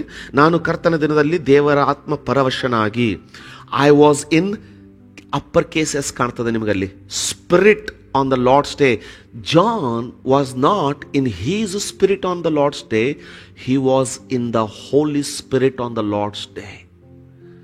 ಯೋಹಾನನು ಕರ್ತನ ದಿನದಲ್ಲಿ, ಅಂದರೆ ಪುನರುತ್ಥಾನದ ದಿನದಲ್ಲಿ, ರವಿವಾರದ ದಿನ ದೇವರ ಆತ್ಮನ ವಶವಾದನಂತೆ. ತನ್ನ ವಶದಲ್ಲಿರಲಿಲ್ಲ, ಶರೀರದ ಭಾವನೆಗಳ ವಶದಲ್ಲಿರಲಿಲ್ಲ. ಒಂದು ಮೊಸ್ಕಿಟೋ ಕಡಿದ್ರು ನಮಗೆ ಕಣ್ ತೆಗೆದು ಹೊಡ್ಕೊಂಡು ನಮ್ಮ ನಂತರ ಪ್ರಾರ್ಥನೆ ಮುಂದುವರಿಸ್ತೀವಿ. ಆದರೆ ಅವನಿಗೆ ಮೊಸ್ಕಿಟೋ ಅಲ್ಲ, ಒಂದು ಮೊಸಳೆ ಕಡ್ಕೊಂಡು ಒಂದು ಕೈ ಕಡ್ಕೊಂಡೋದ್ರು ಅರಿವು ಇರಲಿಲ್ಲ, ಅಷ್ಟು ಆತನ ಒಳಗಡೆ ಹೋಗ್ಬಿಟ್ಟಿದ್ದ. ಅಂಥ ಮಟ್ಟದ ಪ್ರಾರ್ಥನೆಗಳಲ್ಲಿ ಕ್ರೈಸ್ತರಾದ ನಾವು ಬೆಳಿಬೇಕಾಗಿದೆ. ಕೆಲವರಾದರೂ ಬೆಳಿಬೇಕಾಗಿದೆ. ಕರ್ತನ ದಿನದಲ್ಲಿ ಏನು ನೋಡ್ತಾ ಇದ್ದಾನೆ ನೋಡಿ, ಮುಂದೆ ಬರೋದನ್ನು ನೋಡಿ. ಈಗ ಲೈನ್ ಆಗಿ ನನ್ನ ಹಿಂದುಗಡೆ ತುತ್ತೂರಿಯ ಶಬ್ದದಂತಿರುವ ಮಹಾಶಬ್ದವನ್ನು ಕನ್ನಡದಲ್ಲಿ ಮಹಾಶಬ್ದ ಅಂದರೆ ಎದೆ ಜಲ್ಲನ್ನು ಹಂಗೆ ಅಂತ ಹೇಳ್ತೀವಲ್ಲ, ಆ ಮಟ್ಟದ್ದು. ತುತ್ತೂರಿಯ ಶಬ್ದ ಅಲ್ಲ ಇದು. ಮುಂದೆ ನಾವು ನೋಡಿಕೊಳ್ಳಿಕ್ಕಿರುವ ದೇವದೂತರು ಓದುವಂಥ ತುತ್ತೂರಿ ಅಲ್ಲ. ತುತ್ತೂರಿಯ ಶಬ್ದಕ್ಕೆ ಧ್ವನಿಯನ್ನ ಹೋಲಿಸಲಾಗಿದೆ. ಅದು ಯೇಸು ಸ್ವಾಮಿ ಹಿಂದೆ ಆತನ ಧ್ವನಿ ತುತ್ತೂರಿಯ ಶಬ್ದದಂತಿರುವ ಮಹಾಶಬ್ದವನ್ನು ಕೇಳಿದೆನು.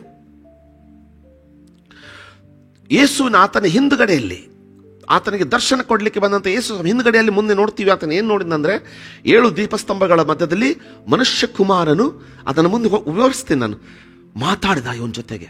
ಅದು ಸಿಂಹದ ಗರ್ಜನೆ ಅಂತಿರಲಿಲ್ಲ. ಆತನು ಯೂದ ಕುಲದ ಸಿಂಹ, ಆದರೆ ಈಗ ಅದು ಸಿಂಹದ ಗರ್ಜನೆ ಅಂತಿರಲಿಲ್ಲ. ಆತನು ಪರಲೋಕದಲ್ಲಿ ಆತನು ನೋಡುವಾಗ ಗುಡುಗುಗಳು ಸಿಡ್ಲುಗಳು ಉಂಟಾದವು, ಈಗ ಅದು ಆಗಲಿಲ್ಲ. ಈಗ ಆತನು ಮಾತಾಡುವಾಗ ಆತನ ಧ್ವನಿ ತುತ್ತೂರಿಯ ಧ್ವನಿ ಅಂತಿತ್ತಂತೆ. ತುತ್ತೂರಿಯ ಧ್ವನಿ. ಬೈಬಲಲ್ಲಿ ತುತ್ತೂರಿ ಅಂತ ಹೇಳುವಾಗ 2 ಸಂಗತಿಗಳಲ್ಲಿದೆ. ಹಳೆ ಒಡಂಬಡಿಕೆಯಲ್ಲಿ ಮೊದಲನೇದಾಗಿ ಶೋಫಾರ್ ಅಂತ ಹೇಳ್ತೀವಿ. ಅಂದರೆ ನಾನು ಆ್ಯಕ್ಚುಲಿ ಅದನ್ನು ತಂದು ತೋರಿಸ್ಬೇಕಿತ್ತು, ಅದನ್ನು ನಾವು ಬೇಗನೆ ಅದನ್ನು ತೋರಿಸ್ಲಿಕ್ಕೆ ನಾನು ಪ್ರಯತ್ನ ಮಾಡ್ತೀನಿ. ನಾನು ಶೋಫಾರ್ ಅಂತಂದರೆ ಕೊಂಬು, ಟಗರಿನ ಕೊಂಬು. ಯಹೂದ್ಯರು ಊದುತ್ತಾ ಇದ್ದಂಥ ಟಗರಿನ ಕೊಂಬು, ಅದಕ್ಕೆ ಅವರು ಶೋಫಾರ್ ಅಂತಾರೆ. ಎರಡನೇದೇನಪ್ಪ ಅಂದರೆ ಯೆಹೋಶುವನಿಗೆ ದೇವರು ಸೈನ್ಯವನ್ನ ನಡೆಸುವುದಕ್ಕಾಗಿ, ಸೈನ್ಯದ ಘೋಷಣೆಗಾಗಿ ಬೆಳ್ಳಿಯ ತುತ್ತೂರಿಗಳನ್ನ ದೇವದರ್ಶನ ಗುಡಾರದಲ್ಲಿ ಮಾಡಿಸಿದ. ದೇವದರ್ಶನ ಗುಡಾರದಲ್ಲಿ ಅಂದ್ರೆ ಅದರ ಭಾಗದಲ್ಲ. ದೇವದರ್ಶನ ಗುಡ ಸಮಯದಲ್ಲಿ, ಯೆಹೋಶುವನ ಸಮಯದಲ್ಲಿ, ಮೋಶ ಸಮಯದಲ್ಲಿ, ಯೆಹೋಶುವನ ಸಮಯದಲ್ಲಿ ಅದರಲ್ಲಿ ವಿಶೇಷವಾಗಿ ಯುದ್ಧ ಘೋಷಣೆಗೋಸ್ಕರ, ಉದಾಹರಣೆಗೆ ನೆಹೆಮೀಯನ ಪುಸ್ತಕದಲ್ಲಿ ಗೋಡೆಯು ಕಟ್ಟಲ್ಪಡುವಾಗ ನೆಹೆಮೀಯನು ಹೇಳ್ತಾನೆ ಅವ್ರಿಗೆ, ವೈರಿಗಳು ಒಂದು ವೇಳೆ ನಾವು ಭಾಗಗಳಲ್ಲಿ ನಾವು ಗೋಡೆಯನ್ನು ರಿಪೇರಿ ಮಾಡ್ಕೊಳ್ತಾ ಇದ್ದೀವಿ, ನಿಮ್ಮ ಕಡೆಯಲ್ಲಿ ಏನಾದರೂ ವೈರಿಗಳು ದಾಳಿ ಮಾಡಿದ್ರೆ ನೀವು ತುತ್ತೂರಿ ಊದ್ರಿ, ನಾವು ಕೆಲಸವನ್ನು ಬಿಟ್ಟು ಬಂದು ನಿಮ್ಮ ಜೊತೆ ಕೂಡ್ಕೊಂಡು ಅವ್ರನ್ನ ಓಡಿಸೋಣ. ಒಂದು ವೇಳೆ ನಮ್ಮ ಕಡೆಗೆ ದಾಳಿ ಮಾಡಿದರೆ ನಾವು ತುತ್ತೂರಿ ಓದ್ತೀವಿ, ತುತ್ತೂರಿ ಧ್ವನಿ ನೀವು ಕೇಳಿದ ತಕ್ಷಣ ನೀವೆಲ್ಲ ಕೆಲಸ ಬಿಟ್ಟು ಇಲ್ಲಿ ಬನ್ನಿ, ಮೊದಲು ಯುದ್ಧವನ್ನು ಅವ್ರನ್ನ ಓಡಿಸಿ ನಂತರ ನಾವು ಗೋಡೆಯನ್ನು ಕಟ್ಟೋಣ ಅಂತ ಹೇಳ್ತಾನೆ. ಸೊ 2 ರೀತಿಯ ತುತ್ತೂರಿಗಳು. ಒಂದು ರ್ಯಾಮ್ಸ್ ಹಾರ್ನ್, ಟಗರಿನ ಕೊಂಬು ಅಂತ ಹೇಳ್ತೀವಿ. ಅದನ್ನು ಯೆಹೋಶುವನು ಯೆರಿಕೋ ಗೋಡೆಗೆ ಕೆಡುವಾಗ ಊದುದ. ಅಲ್ಲಿ ಸ್ಪಷ್ಟವಾಗಿ ಬರೆದಿದೆ. ಅವುಗಳಲ್ಲೆಲ್ಲ ನಾನು ವಿಸ್ತಾರವಾಗಿ ಹೋಗ್ತಾ ಇಲ್ಲ, ಸಮಯ ಸಾಲದು. 2 ವರ್ಷ ಆದರೂ ಈ ಬೋಧನೆ ಮುಗಿಯೋದು. ಅದಕ್ಕೋಸ್ಕರ ಹೇಳ್ತಾ ಇದ್ದೀನಿ, ನಿಮಗೆಲ್ಲರೂ ಅವುಗಳ ಭಾಗಗಳನ್ನು ನಿಮ್ಮ ಸತ್ಯದಲ್ಲಿ ತೆಗೆದು ಓದ್ಕೊಳ್ಬಹುದು. ಯೆಹೋಶುವನು ಯೆರಿಕೋ ಗೋಡೆಯನ್ನ ಕೆಡವಿದ ಭಾಗವನ್ನು ಓದಿಕೊಳ್ಳಿ. ಅಲ್ಲಿ ಸ್ಪಷ್ಟವಾಗಿ ಬರ್ತದೆ. ಏನಪ್ಪಾ ಅಂದ್ರೆ ಕೊಂಬುಗಳನ್ನು ಅಂತ ಬರೆದಿದೆ. ಅಲ್ಲಿ ತುತ್ತೂರಿ ಅಂತಲ್ಲ, ಕೊಂಬುಗಳನ್ನಂತ ಬರೆದಿದೆ. ದೇವರು ಅವರಿಗೆ ಆಜ್ಞೆಯನ್ನು ಕೊಟ್ಟ, ನೀವು ಕೈಯಲ್ಲಿ ಕೊಂಬನ್ನ ಹಿಡಿದುಕೊಂಡು 7 ದಿನ ಯೆರಿಕೋ ಗೋಡೆಯನ್ನು ಸುತ್ತಬೇಕು. ಆದರೆ 7ನೇ ದಿನ ಮಹಾಯಾಜಕರು ತಮ್ಮ ಕೈಯಲ್ಲಿರುವಂಥ ಕೊಂಬನ್ನ ಊದುವಾಗ ಇಸ್ರಾಯೇಲರೆಲ್ಲರೂ ಜಯಘೋಷ ಮಾಡಬೇಕು. ಅವ್ರು ಹಾಗೆ ಮಾಡಿದ ತಕ್ಷಣ ಯೆರಿಕೋ ಗೋಡೆ ಬಿದ್ದೋಯ್ತು. ಕೊಂಬು. ಪ್ರಕಟಣೆ ಗ್ರಂಥದಲ್ಲಿ ದೇವದೂತನು ಬೆಳ್ಳಿಯ ತುತ್ತೂರಿಯನ್ನು ಊದ್ತಾನೆ, ಅದು ಬೇರೆ. ಆದರೆ ಇಲ್ಲಿ ಈ ವಾಕ್ಯ ಭಾಗದಲ್ಲಿ ತುತ್ತೂರಿಯ ಶಬ್ದದಿರಂತಹ ಮಹಾಶಬ್ದವನ್ನು ಕೇಳಿದೆನು ಅಂತ ಹೇಳುವಾಗ ಬೆಳ್ಳಿಯ ತುತ್ತೂರಿಯನ್ನು ನಾವು ಸ್ವೀಕರಿಸಿಕೊಳ್ಳಿಕ್ಕೆ ಕಷ್ಟ ಆಗುತ್ತೆ. ಯಾಕಂತ ಈಗ ಕಾರಣಗಳನ್ನು ನಾನು ವಿವರಿಸ್ತೀನಿ ಕೇಳಿ. ಇದು ಕೊಂಬಿನ ತುತ್ತೂರಿ ಅಂತ, ಇದ್ರ ಬಗ್ಗೆನೂ ಬಹಳ ಡಿಸ್ಕಷನ್ಗಳಿದೆ. ಆದರೆ ಇವತ್ತು ನನ್ನ ಬೋಧನೆಯಲ್ಲಿ ನಾನು ಇದನ್ನು ಆ ರೀತಿ ನೋಡ್ಕೊಳ್ತೀನಿ. ಕಾರಣ ಹೇಳ್ತೀನಿ ಕೇಳಿ. ಅದಕ್ಕೆ ಬಹಳ ಬಲವಾದಂಥ ಕಾರಣಗಳಿವೆ. ಮೊದಲನೇದಾಗಿ ಆದಿಕಾಂಡದಲ್ಲಿ 22ನೇ ಅಧ್ಯಾಯದಲ್ಲಿ, ಆದಿಕಾಂಡ 22ನೇ ಅಧ್ಯಾಯ 13ನೇ ವಚನ, ಅಬ್ರಹಾಮನು ಇಸಾಕನನ್ನ ದೇವರ ಆಜ್ಞೆಯ ಮೇರೆಗೆ ಯಜ್ಞ ಅರ್ಪಿಸೋದಕ್ಕಾಗಿ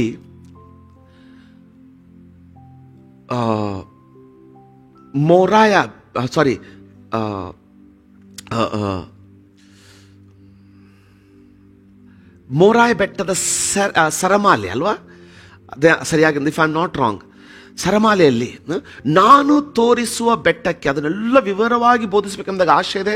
ಬರುವ ರವಿವಾರ ತಪ್ಪಿಸ್ಕೊಳ್ಳಿಕ್ಕೆ ಹೋಗಬೇಡಿ. ಅಬ್ರಹಾಮನ ಯಜ್ಞದ ಬಗ್ಗೆ ದೇವ್ರ ಕೃಪೆ ಕೊಡೋದಾಗಿದ್ರೆ ನಾನು ಮಾತಾಡ್ತೇನೆ. ಅಲ್ಲಿ ಈ ಬೆಟ್ಟ ಯಾವುದು, ಎಲ್ಲಿತ್ತು, ಅಲ್ಲಿನೇ ಹೇಗೆ ಸೊಲೊಮೋನನು ಆಲಯವನ್ನು ಕಟ್ಟಿಸಿದ ಅಂತ ರವಿವಾರದ ಬೋಧನೆಯಲ್ಲಿ ಅದನ್ನು ವಿವರಿಸ್ತೀನಿ. ಇದರ ಜೊತೆಗಿರುವಂಥ ಪ್ಯಾರಲಲ್ ಆಗಿ ಇದರ ಜೊತೆಗಿರುವಂಥ ಬರುವ ರವಿವಾರದ ಬೋಧನೆಯನ್ನು ತಪ್ಪಿಸ್ಕೊಳ್ಬೇಡಿ. ಅಲ್ಲಿ ಈ ದೇವರು ಅಬ್ರಹಾಮನಿಗೆ ಏನು ಹೇಳ್ತಾರೆ, ಯಾಕಂದ್ರೆ ಅದನ್ನೆಲ್ಲ ನಾನು ಪ್ರಕಟಣೆ ಗ್ರಂಥದ ಬೋಧನೆಯಲ್ಲಿ ಅಳವಡಿಸ್ಕೊಂಡು ಬಿಟ್ರೆ ನಾನು ಹೇಳಿದ್ನಲ್ಲ 2 ವರ್ಷ ಸಾಲದು. ಅಲ್ಲಿ ದೇವರು ಅಬ್ರಹಾಮನಿಗೆ ಹೇಳ್ತಾ ಇದ್ದಾನೆ, ನಾನು ತೋರಿಸುವ ಬೆಟ್ಟದ ಮೇಲೆ ನೀನು ಮಗನನ್ನ ಯಜ್ಞ ಅರ್ಪಿಸ್ಬೇಕಂತ ಹೇಳಿದಾಗ ಅಬ್ರಹಾಮನು ಬೆಳಿಗ್ಗೆ ಎದ್ದು ಕಟ್ಟಿಗೆಯನ್ನು ಸಿದ್ಧಪಡಿಸಿಕೊಂಡು ಕತ್ತೆ ಮೇಲೆ ಹೇರಿಕೊಂಡು ಮಗನನ್ನ 2 ಸೇವಕರನ್ನ ಕರೆದುಕೊಂಡು ಹೋಗ್ತಾ ಇದ್ದಾನೆ.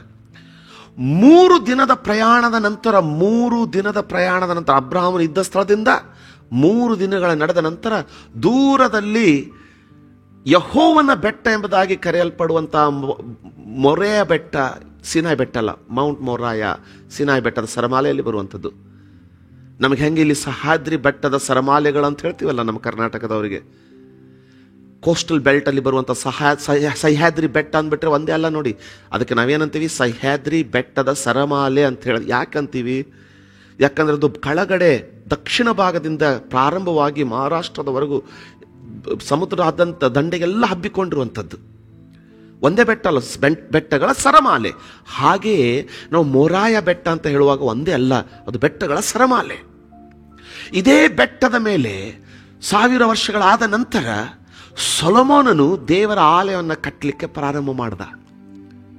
ಅದೇ ಮೊರಾಯ ಬೆಟ್ಟದ ಸರಮಾಲೆ ಮೇಲೆ ಸೊಲೊಮೋನನು ಕಟ್ಟಲಿಕ್ಕೆ ಪ್ರಾರಂಭ ಮಾಡಿದಂಥ ಆಲಯ ಯೆರೂಸಲೇಮಿನಲ್ಲಿದೆ. ಆ ಯೆರೂಸಲೇಮ್ ಪಟ್ಟಣ ಬೆಟ್ಟದ ಮೇಲೆ ಸ್ಥಾಪನೆಗೊಂಡಿದೆ.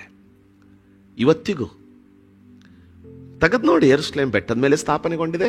ಅದರಲ್ಲಿ ವಿಶೇಷವಾಗಿ ಸೊಲೊಮೋನನ ಆಲಯ ಬೆಟ್ಟದ ಮೇಲೆ, ಮೊರಾಯ ಬೆಟ್ಟದ ಮೇಲೆ. ಅದೇ ಬೆಟ್ಟದ ಮೇಲೆ 1000 ವರ್ಷದ ಎಲ್ಲ ಇನ್ನೂ ಅಡವಿ ಇರುವಾಗ, ಜನಸಂಖ್ಯೆನೇ ಇಲ್ಲದೆ ಇರುವಾಗ, ಖಾಲಿಯಾಗಿದ್ದಾಗ ಮೂಲ ಪುರುಷನಾದಂಥ ಅಬ್ರಹಾಮನಿಗೆ ದೇವರು ನಿನ್ನ ಮಗನನ್ನು ಅದರ ಮೇಲೆ ಯಜ್ಞ ಅರ್ಪಿಸಂತ ಹೇಳ್ದ. ಈ ಇಸಾಕನನ್ನು ಅಲ್ಲಿ ಕರೆದುಕೊಂಡು ಬಂದು ಈಗ ನಿಮ್ಮ ಇದನ್ನ ರವಿವಾರ ದಯವಿಟ್ಟು ನೋಡ್ರಿ, ಅದಲ್ಲೆಲ್ಲ ವಿವರವಾಗಿ ಬರ್ತದೆ. ಅಲ್ಲಿ ಅವನು ತನ್ನನ್ನು ಅರ್ಪಿಸ್ಲಿಕ್ಕೆ ಬಂದಾಗ ದೇವದೂತನ ಬಂದು ಅವನನ್ನು ತಡೆದು ಹುಡುಗನಿಗೆ ಯಾವ ಹಾನಿ ಮಾಡಬೇಡ ಅಂತ ಹೇಳಿದ. ಅಲ್ಲಿ ಅಬ್ರಹಾಮನು ತಿರುಗಿ ತನ್ನ ಹಿಂದುಗಡೆಯಲ್ಲಿ ನೋಡಲು ಒಂದು ಟಗರು ಕೊಂಬಿನಿಂದ ಪೊದೆಯಲ್ಲಿ ಸಿಕ್ಕಿರೋದನ್ನು ಕಂಡನು. ಅಲ್ಲಿ ಅವನು ಯೆಹೋವನ ಬೆಟ್ಟದಲ್ಲಿ ಒದಗಿಸಲ್ಪಡೋದು ಅಂತ, ಅದಕ್ಕೆ ಯೆಹೋವ ಈರೆ ಅಂತ ಆ ಬೆಟ್ಟಕ್ಕೆ ಹೆಸರಿಟ್ಟ. ಆ ಸ್ಥಳಕ್ಕೆ ಯೆಹೋವ ಈರೆ ಅಂದರೆ ಯೆಹೋವನ ಬೆಟ್ಟದಲ್ಲಿ ದೊರೆಯುವುದು ಅಂತ ಅರ್ಥ. ಮೂಲ ಶಬ್ದದಲ್ಲಿ ಯೆಹೋವನ ಬೆಟ್ಟದಲ್ಲಿ ಕಾಣುವುದು ಎಂಬುದಾಗಿ. ಇವುಗಳನ್ನು ರವಿವಾರ ನಾನು ವಿವರಿಸ್ತೇನೆ. ಆದರೆ ಪ್ರಕಟಣೆ ಗ್ರಂಥಕ್ಕೆ ಬೇಕಾದದ್ದನ್ನು ಮಾತ್ರ ಇವತ್ತು ತಗೊಳ್ತಾ ಇದ್ದೇನೆ. ತುತ್ತೂರಿಯ ವಿಷಯದಲ್ಲಿ ಟಗರು ಕೊಂಬಿನಿಂದ ಅದೇ ಬೆಟ್ಟದ ಮೇಲೆ ಪೊದೆಯಲ್ಲಿ ಸಿಕ್ಕಾಕೊಂಡಿತ್ತು. ನಮಗೆ ಯೇಸು ಸ್ವಾಮಿಯನ್ನ ಯಜ್ಞದ ಕುರಿಮರಿ ಅಂತ ನೋಡಿನೇ ನಮಗೆ ಅಭ್ಯಾಸ ಆಗ್ಬಿಟ್ಟಿದೆ. ಟಗರು ಅಂತ ನಾವು ನೋಡ್ಲಿಕ್ಕೆ ಕಲ್ಪನೆನೂ ಮಾಡಲ್ಲ. ಯಾರಾದರೂ ಅದನ್ನು ಆ ರೀತಿ ಕರೆದ್ರೆ ಬೇಸರನು ಗೊಳ್ತೀವಿ, ಟಗರಲ್ಲ ಅವನು ಅಂತ. ನೆನಪು ಮಾಡ್ಕೊಡ್ತೀನಿ ನಿಮಗೆ. ವಿಮೋಚನ ಕಾಂಡದಲ್ಲಿ, ಅರಣ್ಯ ಕಾಂಡದಲ್ಲಿ, ಎರಡರಲ್ಲಿನೂ ಮೋಶೆಗೆ ದೇವರು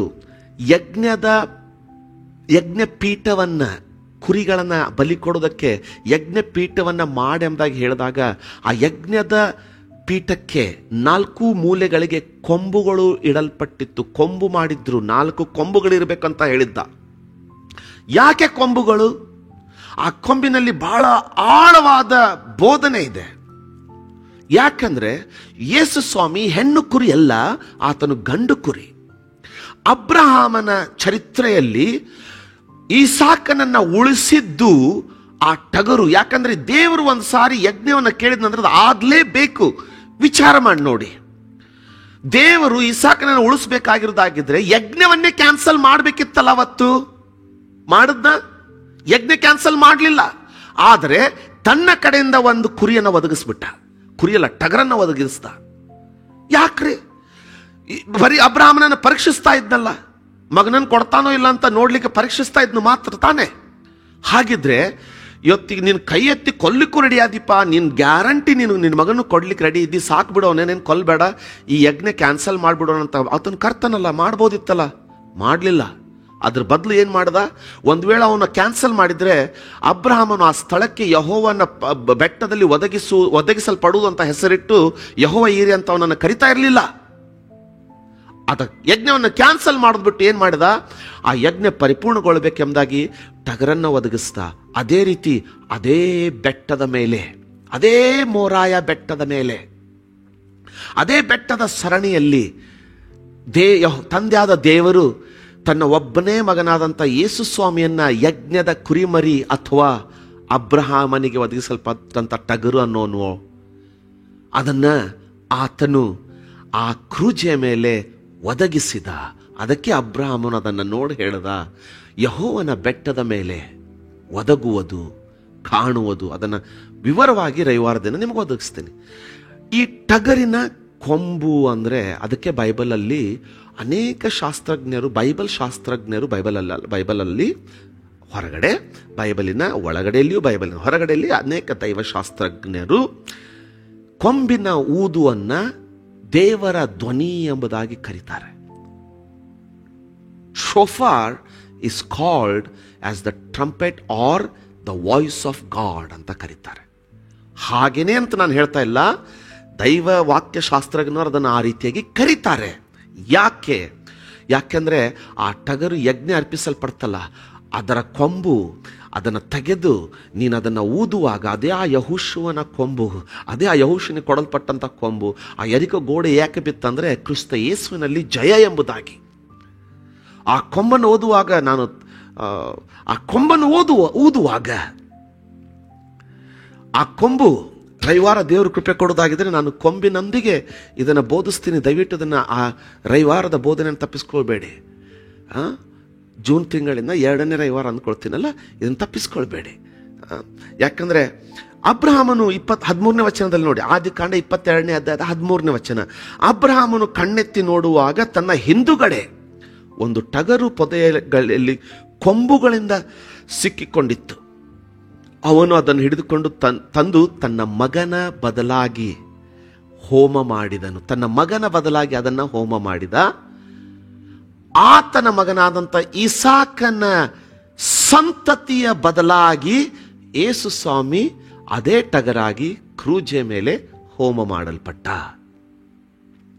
ಅದಕ್ಕೋಸ್ಕರ ಇಸ್ರಾಯೇಲರಲ್ಲಿ ಟಗರಿನ ಕೊಂಬು, ಶೋಫಾರ್, ಅದನ್ನು ಊದುವಾಗ ಅದು ಭಯಂಕರವಾದದ್ದು. ಅಷ್ಟೇ ಅಲ್ಲ, ಅದಕ್ಕಿಂತ ಮುಂಚೆ ಒಂದು ಘಟನೆ ಉಂಟಾಗಿತ್ತು ನೋಡಿ. ವಿಮೋಚನ ಕಾಂಡ 19ನೇ ಅಧ್ಯಾಯಕ್ಕೆ ಬನ್ನಿ. ವಿಮೋಚನ ಕಾಂಡ 19ನೇ ಅಧ್ಯಾಯದಲ್ಲಿ ಅಲ್ಲೇನಾಗ್ತಾ ಇದೆ ಅಂದರೆ, ವಿಮೋಚನ ಕಾಂಡ 19ನೇ ಅಧ್ಯಾಯ ವಚನ ಹೇಳೋದಕ್ಕಿಂತ ಮುಂಚೆ ದಯವಿಟ್ಟು ನನ್ನನ್ನು ಕೇಳಿ ನೋಡಿ. ವಿಮೋಚನ ಕಾಂಡ 19ನೇ ಅಧ್ಯಾಯದಲ್ಲಿ ಏನಾಗ್ತಾ ಇದೆ ಅಂದರೆ, ದೇವರು ಮೋಶೆಗೆ ಹೇಳಿದಾನೆ, ನಾನು ನನ್ನ ಜನರನ್ನ ಭೇಟಿ ಆಗ್ತೀನಿ, ಸೀನಾಯ ಬೆಟ್ಟದ ಮೇಲೆ ಇಳಿದು ಬರ್ತೀನಿ, ನೀನು ಅವರನ್ನ 3 ದಿನಗಳವರೆಗೆ ಶುದ್ಧೀಕರಿಸಿಕೊಂಡು 3 ದಿನ ಯಾರೂ ಸ್ತ್ರೀಯರ ಹತ್ತಿರಕ್ಕೂ ಬರಬಾರದು. ಅಂದರೆ ಕೌಟುಂಬಸ್ಥರು ಕುಟುಂಬವಾಗಿ ತಮ್ಮ ಹೆಂಡತಿ ಜೊತೆಗೆ ಹತ್ತಿರ ಬರಬಾರದು, ತಮ್ಮನ್ನು ಶುದ್ಧೀಕರಿಸಿಕೊಳ್ಬೇಕು. 3 ದಿನ ತಮ್ಮ ಬಟ್ಟೆಗಳನ್ನ ಒಗೆದು ಮಡಿ ಮಾಡಿಕೊಂಡು ಶುದ್ಧರಾಗಬೇಕು. 3ನೇ ದಿನ ನೀನು ಬೆಟ್ಟಕ್ಕೆ ಒಂದು ಬೇಲಿಯನ್ನ ಮಾಡು. ಅಂದರೆ ನಮ್ಮ ಕಲ್ಪನೆಯಲ್ಲಿ ಬರುವಂಗೆ ತಂತಿ ಬೇಲಿ ಅಲ್ಲ, ಕಲ್ಲುಗಳ ಒಂದು ಬೇಲಿ, ಅಂದರೆ ಒಂದು ಸರಹದ್ದನ್ನು ಹಾಕು. ಅವರು ಅದನ್ನು ದಾಟ್ಕೊಂಡು ಒಳಗಡೆ ಬರಬಾರ್ದು. ಯಾಕಂದ್ರೆ ಅವರು 3 ದಿನ ಅಷ್ಟು ಶುದ್ಧರಾದರೂ ಸಹ ನನ್ನ ಶುದ್ಧತೆಗೆ ಯೋಗ್ಯರಲ್ಲ, ಸತ್ತಾರು. 3ನೇ ದಿನ ಎಲ್ಲರೂ ನಡುಕ್ತಾ ಇದ್ದಾರೆ, ಏನಾಗುತ್ತೆ ಅಂತ. ಮೋಶೆ ಬೆಟ್ಟಕ್ಕೆ ಹತ್ತಾ ಇದ್ದಾನೆ, ಇವರೆಲ್ಲರೂ ಬಂದು ಸುತ್ತಲೂ ನಿಂತ್ಕೊಂಡಿದ್ದಾರೆ. ಅವಾಗ ಏನಾಯ್ತು ನೋಡಿ, 16ನೇ ವಚನದಿಂದ 3ನೇ ದಿನದಲ್ಲಿ ಸೂರ್ಯೋದಯವಾಗುವಾಗ ಯೇಸು ಸ್ವಾಮಿ ಯಾವಾಗ ಸತ್ತೊಳಗಿಂದ ಎದ್ದು ಬಂದ? ಮಧ್ಯಾಹ್ನ ಆತನು ಸತ್ತೊಳಗಿಂದ ಎದ್ದು ಬರಲಿಲ್ಲ, ನಡುರಾತ್ರಿಯಲ್ಲಿ ಆತನು ಸತ್ತೊಳಗಿಂದ ಎದ್ದು ಬರಲಿಲ್ಲ. ಯೇಸು ಸ್ವಾಮಿ ಸೂರ್ಯೋದಯದಲ್ಲಿ ಸತ್ತೊಳಗಿಂದ ಎದ್ದು ಬಂದ. 3ನೇ ದಿನದಲ್ಲಿ ಸೂರ್ಯೋದಯವಾಗುವಾಗ ಆ ಬೆಟ್ಟದ ಮೇಲೆ, ಯಾವದಿ ಬೆಟ್ಟ? ಆ ಬೆಟ್ಟದ ಮೇಲೆ, ಅದೇ ಸೀನಾಯಿ ಬೆಟ್ಟ, ಮೋರಾಯ್ ಬೆಟ್ಟದ ಸರಣಿಗಳಲ್ಲಿ ಬರುವಂತ ಸೀನಾಯಿ ಬೆಟ್ಟ. ಆ ಬೆಟ್ಟದ ಮೇಲೆ ಗುಡುಗು ಮಿಂಚು, ಕಾರ್ಮುಗಿಲು. ಮೋರಾಯ್ ಬೆಟ್ಟವನ್ನು ಬಿಡೋಣ, ಸ್ವಲ್ಪ ಸೀನಾಯಿ ಬೆಟ್ಟದ ಕಡೆ ಧ್ಯಾನ ಕೊಡೋಣ. ಮಿದ್ಯಾನ್ಯರ ದೇಶದಲ್ಲಿ ಇದ್ದಂತ ಸೀನಾಯಿ ಬೆಟ್ಟ. ಸೀನಾಯಿ ಬೆಟ್ಟದಲ್ಲಿ ಅದು ಎಲ್ಲಿತ್ತು, ಜಿಯೋಗ್ರಫಿ ಎಲ್ಲ ನೀವು ನೋಡ್ಕೊಳ್ಳಿ. ನನಗೆ ಆತ್ಮಿಕವಾದದ್ದನ್ನು ಹೇಳೋದು ನನ್ನ ತವಕ, ಅದನ್ನೇ ಹೇಳ್ತೀನಿ. ಆ ಬೆಟ್ಟದ ಮೇಲೆ ಗುಡುಗು ಮಿಂಚು, ಕಾರ್ಮುಗಿಲು, ತುತ್ತೂರಿಯ ಮಹಾಧ್ವನಿಯು ಉಂಟಾಗಲು. ಬೆಟ್ಟ ಯಾರು ಹತ್ತಿಲ್ಲ, ಎಲ್ಲರೂ ಕೆಳಗಡೆ ಇದ್ದಾರೆ. ಮೋಶೆಗೆ ದೇವರು ಹತ್ತಿ ಮೇಲೆ ಬಾ ಅಂತ ಇನ್ನೂ ಹೇಳಿಲ್ಲ. ದೇವರೇನು ಹೇಳ್ದಾನೆ, ಬೆಟ್ಟದ ಮೇಲೆ ಇಳಿದು ಬರ್ತೀನಂತ ಹೇಳುವಾಗ ಮೊದಲಲ್ಲಿ ಏನು ಉಂಟಾಯ್ತಂದ್ರೆ, ದೇವರು ಅಲ್ಲಿಂದ ಮಾತಾಡ್ಲಿಕ್ಕೆ ಪ್ರಾರಂಭ ಮಾಡೋದಕ್ಕಿಂತ ಮುಂಚೆ ಆ ಬೆಟ್ಟದ ಮೇಲೆ ಗುಡುಗುಗಳು ಉಂಟಾದವು, ಮಿಂಚುಗಳು ಉಂಟಾದವು, ಇವೆಲ್ಲವೂ ಪರಲೋಕವನ್ನು ಸೂಚಿಸ್ತದೆ. ಈ ರವಿವಾರ ನಾನು ಬೋಧಿಸ್ತಾ ಇದ್ದೆ, ಚಿಣಿಯಿಂದ ದೇವಾಲಯದ ಒಂದು ಕಲ್ಲಾದರೂ ಅಲ್ಲಿ ಕಡಿಯಲ್ಪಡಲಿಲ್ಲ, ಗಣಿಯಲ್ಲಿ ಕಡಿಯಲ್ಪಡ್ತಂತ ಬೋಧಿಸ್ತೀನಿ ಅಂತ ಹೇಳಿದೆ. ಅದನ್ನು ವಿವರವಾಗಿ ಬೋಧಿಸಿದ್ದೀನಿ ಕಳೆದ ರವಿವಾರ. ಅವಾಗ ನಾವು ನೋಡ್ಕೊಂಡ್ವಿ, ಪ್ರಕಟಣೆ ಗ್ರಂಥದಲ್ಲಿ ಈಗ ಪರಲೋಕದ ಬಾಗಿಲು ತೆರೆಯಲ್ಪಟ್ಟಿತ್ತು, ಗುಡುಗುಗಳು ಸಿಡಿಲುಗಳು ಉಂಟಾದವು. ಪರಲೋಕದ ದೇವರು ಭೂಮಿಯ ಮೇಲೆ ಇಳಿದು ಬರುವಾಗ ಪರಲೋಕದಲ್ಲಿ ಹೇಗಿದ್ದಾನೋ ಹಾಗೆ ಇಳಿದು ಬರ್ತಾನೆ. ಆತನ ಇಳಿದು ಬರುವಾಗ ಏನಾಗ್ತದೆ? ಗುಡುಗುಗಳು, ಮಿಂಚು, ಕಾರ್ಮುಗಿಲು, ತುತ್ತೂರಿಯ ಮಹಾಧ್ವನಿಯು ಉಂಟಾಗಲು ಪಾಳ್ಯದಲ್ಲಿದ್ದ ಜನರೆಲ್ಲರೂ ನಡುಗಿದರು. ಕನ್ನಡದಲ್ಲಿ ಸ್ಪಷ್ಟವಾಗಿ ಪಾಳ್ಯದಲ್ಲಿದ್ದ ಜನರೆಲ್ಲರೂ ನಡುಗಿದರು ಅಂತ ಬರೆದಿದೆ. ಇಂಗ್ಲಿಷ್ನಲ್ಲಿ ಬೆಟ್ಟವೂ ನಡಗಿತ್ತು ಅಂತ ಬರೆದಿದೆ. ಆದರೆ ನಿಜವಾಗಿ ಬೆಟ್ಟದ ಜೊತೆಗೆ ಜನರು ನಡಗಿದರು. ದೇವ ದರ್ಶನಕ್ಕಾಗಿ ಮೋಶೆ ಜನರನ್ನು ದೇವ ದರ್ಶನಕ್ಕಾಗಿ ಹೆಂಗೆ ಬಂದಿದ್ದ ದೇವರು? ತುತ್ತೂರಿಯ ಧ್ವನಿಯೊಡನೆ ಬಂದ. ಯಾಕೆ? ಯೇಸು ಸ್ವಾಮಿ ಇನ್ನೂ ಆತನ ಜೊತೆಗಿದ್ದಾನಲ್ಲ. ಆ ಕೊಂಬುಗಳ ತುತ್ತೂರಿಯೋ, ಆ ಕೊಂಬುಗಳ ತುತ್ತೂರಿಯೊಡನೆಯೋ ಆತನು ಧ್ವನಿ ಉಂಟಾಗಲು ಪಾಳ್ಯದ ಜನರೆಲ್ಲರೂ ನಡುಗಿದರು. ದೇವ ದರ್ಶನಕ್ಕಾಗಿ ಮೋಶೆ ಜನರನ್ನು ಪಾಳ್ಯದ ಹೊರಕ್ಕೆ ಬರಮಾಡಲು ಅವರು ಬೆಟ್ಟದ ಬುಡದಲ್ಲಿ ನಿಂತುಕೊಂಡರು. ನೋಡಿ, ಯೇಸು ಸ್ವಾಮಿ ಯೋಹಾನನ ಭೇಟಿಯಾಗ್ಲಿಕ್ಕೆ ಬರುವಾಗ ತುತ್ತೂರಿಯ ಧ್ವನಿ ಉಂಟಾಗ್ತಾ ಇಲ್ಲ. ತುತ್ತೂರಿಯ ಧ್ವನಿಯ ಹಾಗೆ ಮನುಷ್ಯ ಕುಮಾರನ ಧ್ವನಿ. ಯಾಕೆ? ಅವನೇ ಆ ಟಗರಲ್ಲ, ಅವನೇ ಆ ಕುರಿಮರಿ ಅಲ್ಲ ಅಲ್ವೋ, ಅವನೇ ಇಸಾಕನ ಬದಲಾಗಿ ಅರ್ಪಿಸಲ್ಪಟ್ಟಂತ ಆ ಟಗರಲ್ವೋ. ಅಂದ್ರೆ ಆ ಬೆಟ್ಟದ ಮೇಲೆ ಯೇಸುಸ್ವಾಮಿ ಟಗರಾಗಿ ಬಂದಿದ್ದ ಅಂತ ನಾನು ಹೇಳ್ತಾ ಇಲ್ಲ, ಸಿಂಬಾಲಿಕ್, ಗುರುತಾಗಿ ಅವನೇ ಆ ಟಗರಲ್ವೋ. ಆ ಕೊಂಬಿನ ಧ್ವನಿ, ಆ ತುತ್ತೂರಿಯ ಧ್ವನಿ ಅವನ ಧ್ವನಿ ಅಲ್ವೋ. ಹಾಗಂತ ಇವತ್ತು ನಾನು ಟಗರಿನ ಕೊಂಬು ತಗೊಂಡು ತುತ್ತೂರಿ ಅಂತ ಊದಿದ್ರೆ ಆತನ ಧ್ವನಿ ಆಗೋದಿಲ್ಲ, ಅದನ್ನ ಸೂಚಿಸ್ತದಷ್ಟೇ. ದೇವದರ್ಶನಕ್ಕಾಗಿ ವಿಮೋಚನ ಕಾರಣ ಮುಗಿಲಿಲ್ಲ ನೋಡಿ, ಇನ್ನೂ ಇದೆ. ಯೆಹೋವನು ಬೆಂಕಿಯೊಳಗೆ ಸೀನಾಯಿ ಬೆಟ್ಟದ ಮೇಲೆ ಇಳಿದು ಬಂದದ್ದರಿಂದ ಆ ಬೆಟ್ಟವೆಲ್ಲ ಹೊಗೆಯಿಂದ ಆವರಿಸಿಕೊಂಡಿತು. ಆ ಹೊಗೆ ಆವಿಗೆಯ ಹೊಗೆಯೋ ಎಂಬಂತೆ ಏರಿತು. ಅದಲ್ಲದೆ ಬೆಟ್ಟವೆಲ್ಲ ಬಹಳವಾಗಿ ಕಂಪಿಸಿತು. ಜನ ಗಡಗಡಗದ ಅಂತ ನಡುಗ್ತಾ ಇದ್ದಾರೆ ಭಯಪಟ್ಟು. ಬೆಟ್ಟ ನಡುಗ್ತು. ತುತ್ತೂರಿಯ ಧ್ವನಿ ಹೆಚ್ಚಾಗುತ್ತಾ. ಯಾರು ಉತ್ತಾ ಇದ್ರು ಅಲ್ಲಿ ಮೇಲೆ? ದೇವದೂತರು. ತುತ್ತೂರಿಯ ಧ್ವನಿ ಹೆಚ್ಚಾಗುತ್ತಾ ಬಂದಾಗ ಮೋಶೆಯು ದೇವರ ಸಂಗಡ ಮಾತಾಡಿದನು. ಆಗ ದೇವರು ಬಾಯಿ ಮಾತಿನಿಂದ ಉತ್ತರ ಕೊಟ್ಟನು. ಇದು ಹೇಗಿತ್ತು ಅಂತಿತ್ತು ಅಂತೆಲ್ಲ ಕಥೆಯಲ್ಲಿ ನಾನು ಹೋಗೋದಿಲ್ಲ. ಇವತ್ತಿನ ಸಂದೇಶಕ್ಕೆ ಅಂಟಿಕೊಳ್ಳೋಣ, ಇವತ್ತಿನ ಸತ್ಯವಾದ ಅಧ್ಯಯನಕ್ಕೆ ಅಂಟಿಕೊಳ್ಳೋಣ. ಯೇಸು ಸ್ವಾಮಿ ಪ್ರಕಟಣೆ ಗ್ರಂಥದಲ್ಲಿ ಯೋಹಾನನನ್ನು ಸಂದರ್ಶಿಸಿದಾಗ ಆತನ ಧ್ವನಿ ತುತ್ತೂರಿಯ ಧ್ವನಿಯಂತೆ ಪ್ರದರ್ಶನವಾಯಿತು. ಇದನ್ನು ನಾವು ಬರೀ we only use this to show the magnificence of his voice. ನಾವೇನ್ ಮಾಡ್ತೀವಿ, ಆತನ ಧ್ವನಿಯ ಮಹಿಮೆಯನ್ನ ಪ್ರದರ್ಶಿಸುವುದಕ್ಕಾಗಿ ಅಷ್ಟೇ ಇದನ್ನು ಓದಿ ಅದೇ ಆ ಮಹಿಮೆ ಎಂಬುದಾಗಿ ನಾವು ಬೋಧಿಸ್ಬಿಡ್ತೀವಿ. ಆದರೆ ನಾನು ಅಂದ್ಕೊಳ್ತೀನಿ ಅಷ್ಟಕ್ಕೆ ನಿಂತ್ಕೊಳ್ಳಲ್ಲ. ಅಬ್ರಹಾಮನ ವಿಷಯದಲ್ಲಿ ಒಂದು ಟಗರು ಒದಗಿಸಲ್ಪಡ್ತು. ಆ ಟಗರು ಕೊಂಬಿನಿಂದ ಸಿಕ್ಕೊಂಡಿತ್ತು ಪೊದೆಯಲ್ಲಿ. ಆ ಯಜ್ಞ ದೇವರು ಮನಸ್ಸು ಮಾಡಿದರೆ ಕ್ಯಾನ್ಸಲ್ ಮಾಡಬಹುದಿತ್ತು, ಮಾಡಲಿಲ್ಲ. ಇಸಾಕನ ಬದಲಿಗೆ ಟಗರನ್ನು ಒದಗಿಸಿದ. ಅದರ ಅರ್ಥ ಏನು ಹೇಳಿದಂತಂದ್ರೆ, ನಿನಗೂ ನಿನ್ನ ಜನರ ಪಾಪದ ಬದಲಿಗೆ ನಾನೇ ಪರಲೋಕದಿಂದ ಒಂದು ಟಗರನ್ನ, ಕುರಿಮರಿಯನ್ನ ಒದಗಿಸುವೆ ಅಂತ. ಅದರ ಅರ್ಥ ಯೇಸು ಸ್ವಾಮಿ ಯೋಹಾನನಿಗೆ ಯಜ್ಞದ ಕುರಿಮರಿಯಾದಾತನು ಎಂಬುದಾಗಿ ಯಾವ ಬಿರುದಿದೆಯೋ ಆ ಧ್ವನಿಯಲ್ಲಿ ಮಾತಾಡ್ತಾ ಇದ್ದಾನೆ. ಅದಕ್ಕೆ ಪೂರಕವಾಗಿ ಹಳೆ ಒಡಂಬಡಿಕೆ ಯಜ್ಞವೇದಿಯ 4 ಮೂಲೆಗಳಿಗೆ ಕೊಂಬುಗಳನ್ನ ಮಾಡಬೇಕೆಂಬುದಾಗಿ ದೇವರು ಆಜ್ಞೆ ಕೊಟ್ಟಿದ್ದ. ಮೋಶೆ ಮತ್ತು ಸೊಲೊಮೋನನು ಅದನ್ನು ಕಟ್ಟಿಸುವಾಗ ಅದಕ್ಕೆ ಕೊಂಬುಗಳನ್ನ ಮಾಡಿದ್ರು. ಯಾಕಂದ್ರೆ ಟಗರಿನ ಬಲವನ್ನು ಅದು ತೋರಿಸ್ತದೆ. ಅದೇ ರೀತಿಯಾಗಿ ದೇವರು ತನ್ನ ಜನರನ್ನ ಗುಲಾಮತನದಿಂದ ಹೊರಗಡೆ ತಂದ ನಂತರ ಮೊದಲೇ ಸಾರಿ ಭೇಟಿಯಾಗಲಿಕ್ಕೆ ಬರುವಾಗ ಅದೇ ಕೊಂಬುಗಳ ಅಥವಾ ತುತ್ತೂರಿಯ ಮಹಾಧ್ವನಿಯೊಡನೆ ಸೀನಾಯಿ ಬೆಟ್ಟದ ಮೇಲೆ ಇಳಿದು ಬಂದ. ಈಗ ಯೇಸು ಸ್ವಾಮಿ ಧ್ವನಿಯೇ ತುತ್ತೂರಿಯ ಶಬ್ದದ ಹಾಗೆ ಕೇಳಿಸ್ತಾ ಇದೆ. ಊದ್ತಾ ಇಲ್ಲ ಯಾರು, ಆತನ ಧ್ವನಿಯೇ ತುತ್ತೂರಿಯ ಧ್ವನಿಯ ಹಾಗೆ. ಅಂದ್ರೆ ಶೋಫಾರ್. ಅದರ ಅರ್ಥ, ಅದಕ್ಕೆ ಯಹೂದ್ಯರು ಇವತ್ತು ತಮ್ಮ ಸಭಾಮಂದಿರಗಳಲ್ಲಿ ಹಬ್ಬಗಳಲ್ಲಿ, ಪ್ರತಿಯೊಂದು ಹಬ್ಬಗಳಲ್ಲಿ, ಸಭಾಮಂದಿರಗಳಲ್ಲಿ, ಜಯಘೋಷಗಳಲ್ಲಿ ಇವತ್ತಿಗೂ ಆ ಕೊಂಬನ್ನು ಊದ್ತಾರೆ. ನನ್ನ ಹತ್ರನೂ ಸಾಕಷ್ಟು ಕಂಬುಗಳನ್ನು ನಾನು ಇಸ್ರಾಯೇಲ್ನಿಂದ ತರಿಸಿದ್ದೀನಿ. ಮುಂದಿನ ಸೆಷನ್ನಲ್ಲಿ ನಾನು ಮರ್ತುಬಿಟ್ಟೆ ತರೋದನ್ನು. ನಾನು ಮುಂದಿನ ಸೆಷನ್ನಲ್ಲಿ ಅದನ್ನು ನಾನು, ಅಥವಾ ರವಿವಾರ ತಪ್ಪಿಸ್ಕೊಳ್ಬೇಡಿ, ರವಿವಾರ ಕೊಂಬನ್ನು ಊದೋಣ, ತೋರಿಸೋಣ. ಗಟ್ಟಿಯಾಗಿ ಕರ್ತನಿಗೆಗೋಸ್ಕರ ಅದನ್ನು ಊದಿದ್ರು. ಯಾಕೆ? ಅದು ಮನುಷ್ಯ ಕುಮಾರನ ಧ್ವನಿಯನ್ನ ಸೂಚಿಸುತ್ತದೆ. ಇಲ್ಲಿಗೆ ಸಂಕ್ಷಿಪ್ತವಾಗಿ ಮುಗಿಸ್ತಾ ಇದ್ದೇನೆ ನೋಡಿ. ತುತ್ತೂರಿ ಧ್ವನಿ ಯೇಸುವಿನ ಧ್ವನಿ ಅಂತ ನಾನು ಹೇಳ್ತಲ್ಲ, ತುತ್ತೂರಿಯ ಧ್ವನಿ ದೇವರ ಧ್ವನಿ ಅಂತ ಅನೇಕ ದೈವಶಾಸ್ತ್ರಗಳು ಹೇಳಿದ್ರು. ನಾನು ಅದನ್ನು ಹೇಳ್ತಾ ಇಲ್ಲ. ನಾನೇನು ಹೇಳ್ತಾ ಇದ್ದೇನೆ ಅಂದ್ರೆ, ಮನುಷ್ಯ ಕುಮಾರನು ಆ ಟಗರನ್ನು ಸೂಚಿಸುವಂತ, ಕುರಿಮರಿಯನ್ನು ಸೂಚಿಸುವಂತ ಮನುಷ್ಯ ಕುಮಾರನ ಧ್ವನಿ ಆ ತುತ್ತೂರಿಯನ್ನ ಪ್ರತಿಬಿಂಬಿಸುವುದರಿಂದ ಆ ಕೊಂಬಿನ ಧ್ವನಿ ಮನುಷ್ಯ ಕುಮಾರನ ಧ್ವನಿಯನ್ನ ಸೂಚಿಸುತ್ತದೆ. ಆದ ಕಾರಣ ಯೋಹಾನನಿಗೆ ತನ್ನ ಹಿಂದುಗಡೆಯಲ್ಲಿ ತುತ್ತೂರಿಯ ಧ್ವನಿಯೋ ಎಂಬಂತೆ ಒಬ್ಬನ ಧ್ವನಿಯು ಕೇಳಿಸಿತು. 11ನೇ ವಚನ, ಅದು ಆ ಧ್ವನಿಯು 11ನೇ ವಚನ, ಪ್ರಕಟಣೆ 1:11.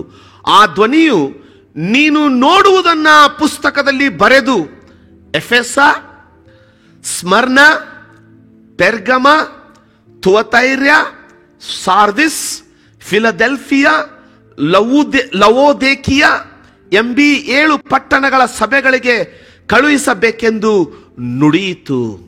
ಹೆಂಗಿತ್ತ ಧ್ವನಿ? ತುತ್ತೂರಿಯ ಧ್ವನಿ ಹೆಂಗಿದ್ದಂಗಿತ್ತಂತೆ. ಯಾಕೆ? ಆತನು ಯಜ್ಞದ ಕುರಿಮರಿಯಾದ ಆತನು, ದೇವರ ಟಗರು. ಹೌದು, ನನಗೆ ಗೊತ್ತು, ಸಾಂಪ್ರದಾಯಿಕವಾಗಿ ಕೇಳುವವರಿಗೆ ಧಕ್ಕೆ ಆಗುತ್ತೆ. ಟಗರ್ ಅನ್ನೋ ಶಬ್ದ ಇಂಗ್ಲಿಷ್ನಲ್ಲಿ ರ್ಯಾಮ್. ಆತನು ಬರೀ ಬಲಹೀನವಾದ ಯಜ್ಞದ ಕುರಿಮರಿ ಮಾತ್ರವಲ್ಲ, ಯಜ್ಞ ವೇದಿಗೆ ನೇಮಿಸಿದಂಥ 4 ಕೊಂಬುಗಳನ್ನು ನೇಮಿಸಿದಂತೆ ಆತನು ಆ ಇಸಾಕನ ಬದಲಿಗೆ ಅರ್ಪಿಸಲ್ಪಟ್ಟಂತ ಟಗರು ಆತನಾಗಿದ್ದ. ಆ ಧ್ವನಿ ಈ 7 ಸಭೆಗಳಿಗೆ ನುಡಿ ಎಂಬುದಾಗಿ ಹೇಳಿತು. 13ನೇ ವಚನ ನೋಡಿ, 12 ಮತ್ತು 13ನೇ ವಚನ. ನನ್ನ ಸಂಗಡ ಮಾತಾಡುತ್ತಿದ್ದ ಆ ಶಬ್ದವು ಯಾರದೆಂದು ನೋಡುವುದಕ್ಕೆ ಹಿಂದಕ್ಕೆ ತಿರುಗಿದೆನು. ಏನಪ್ಪಾ ಹಿಂಗೈತೆ ಶಬ್ದ? ಶೋಫಾರಂಗೆ ಕೇಳ್ತೈತೆ, ಕೊಂಬಿನ ಶಬ್ದದಂಗೆ ಕೇಳ್ತೈತೆ. ಇಂಥ ಧ್ವನಿ ಯಾರ್ದು? ಯಹುದ್ಯನಿವನು, ಕೊಂಬುವುದು ಇವನಿಗೆ ತಲತಲಾಂತರಗಳಿಂದ ಕೇಳಿದಂಥ ವಿಷಯ ಈತನದು. ಯೋಹಾನನು ಯಹುದ್ಯನು.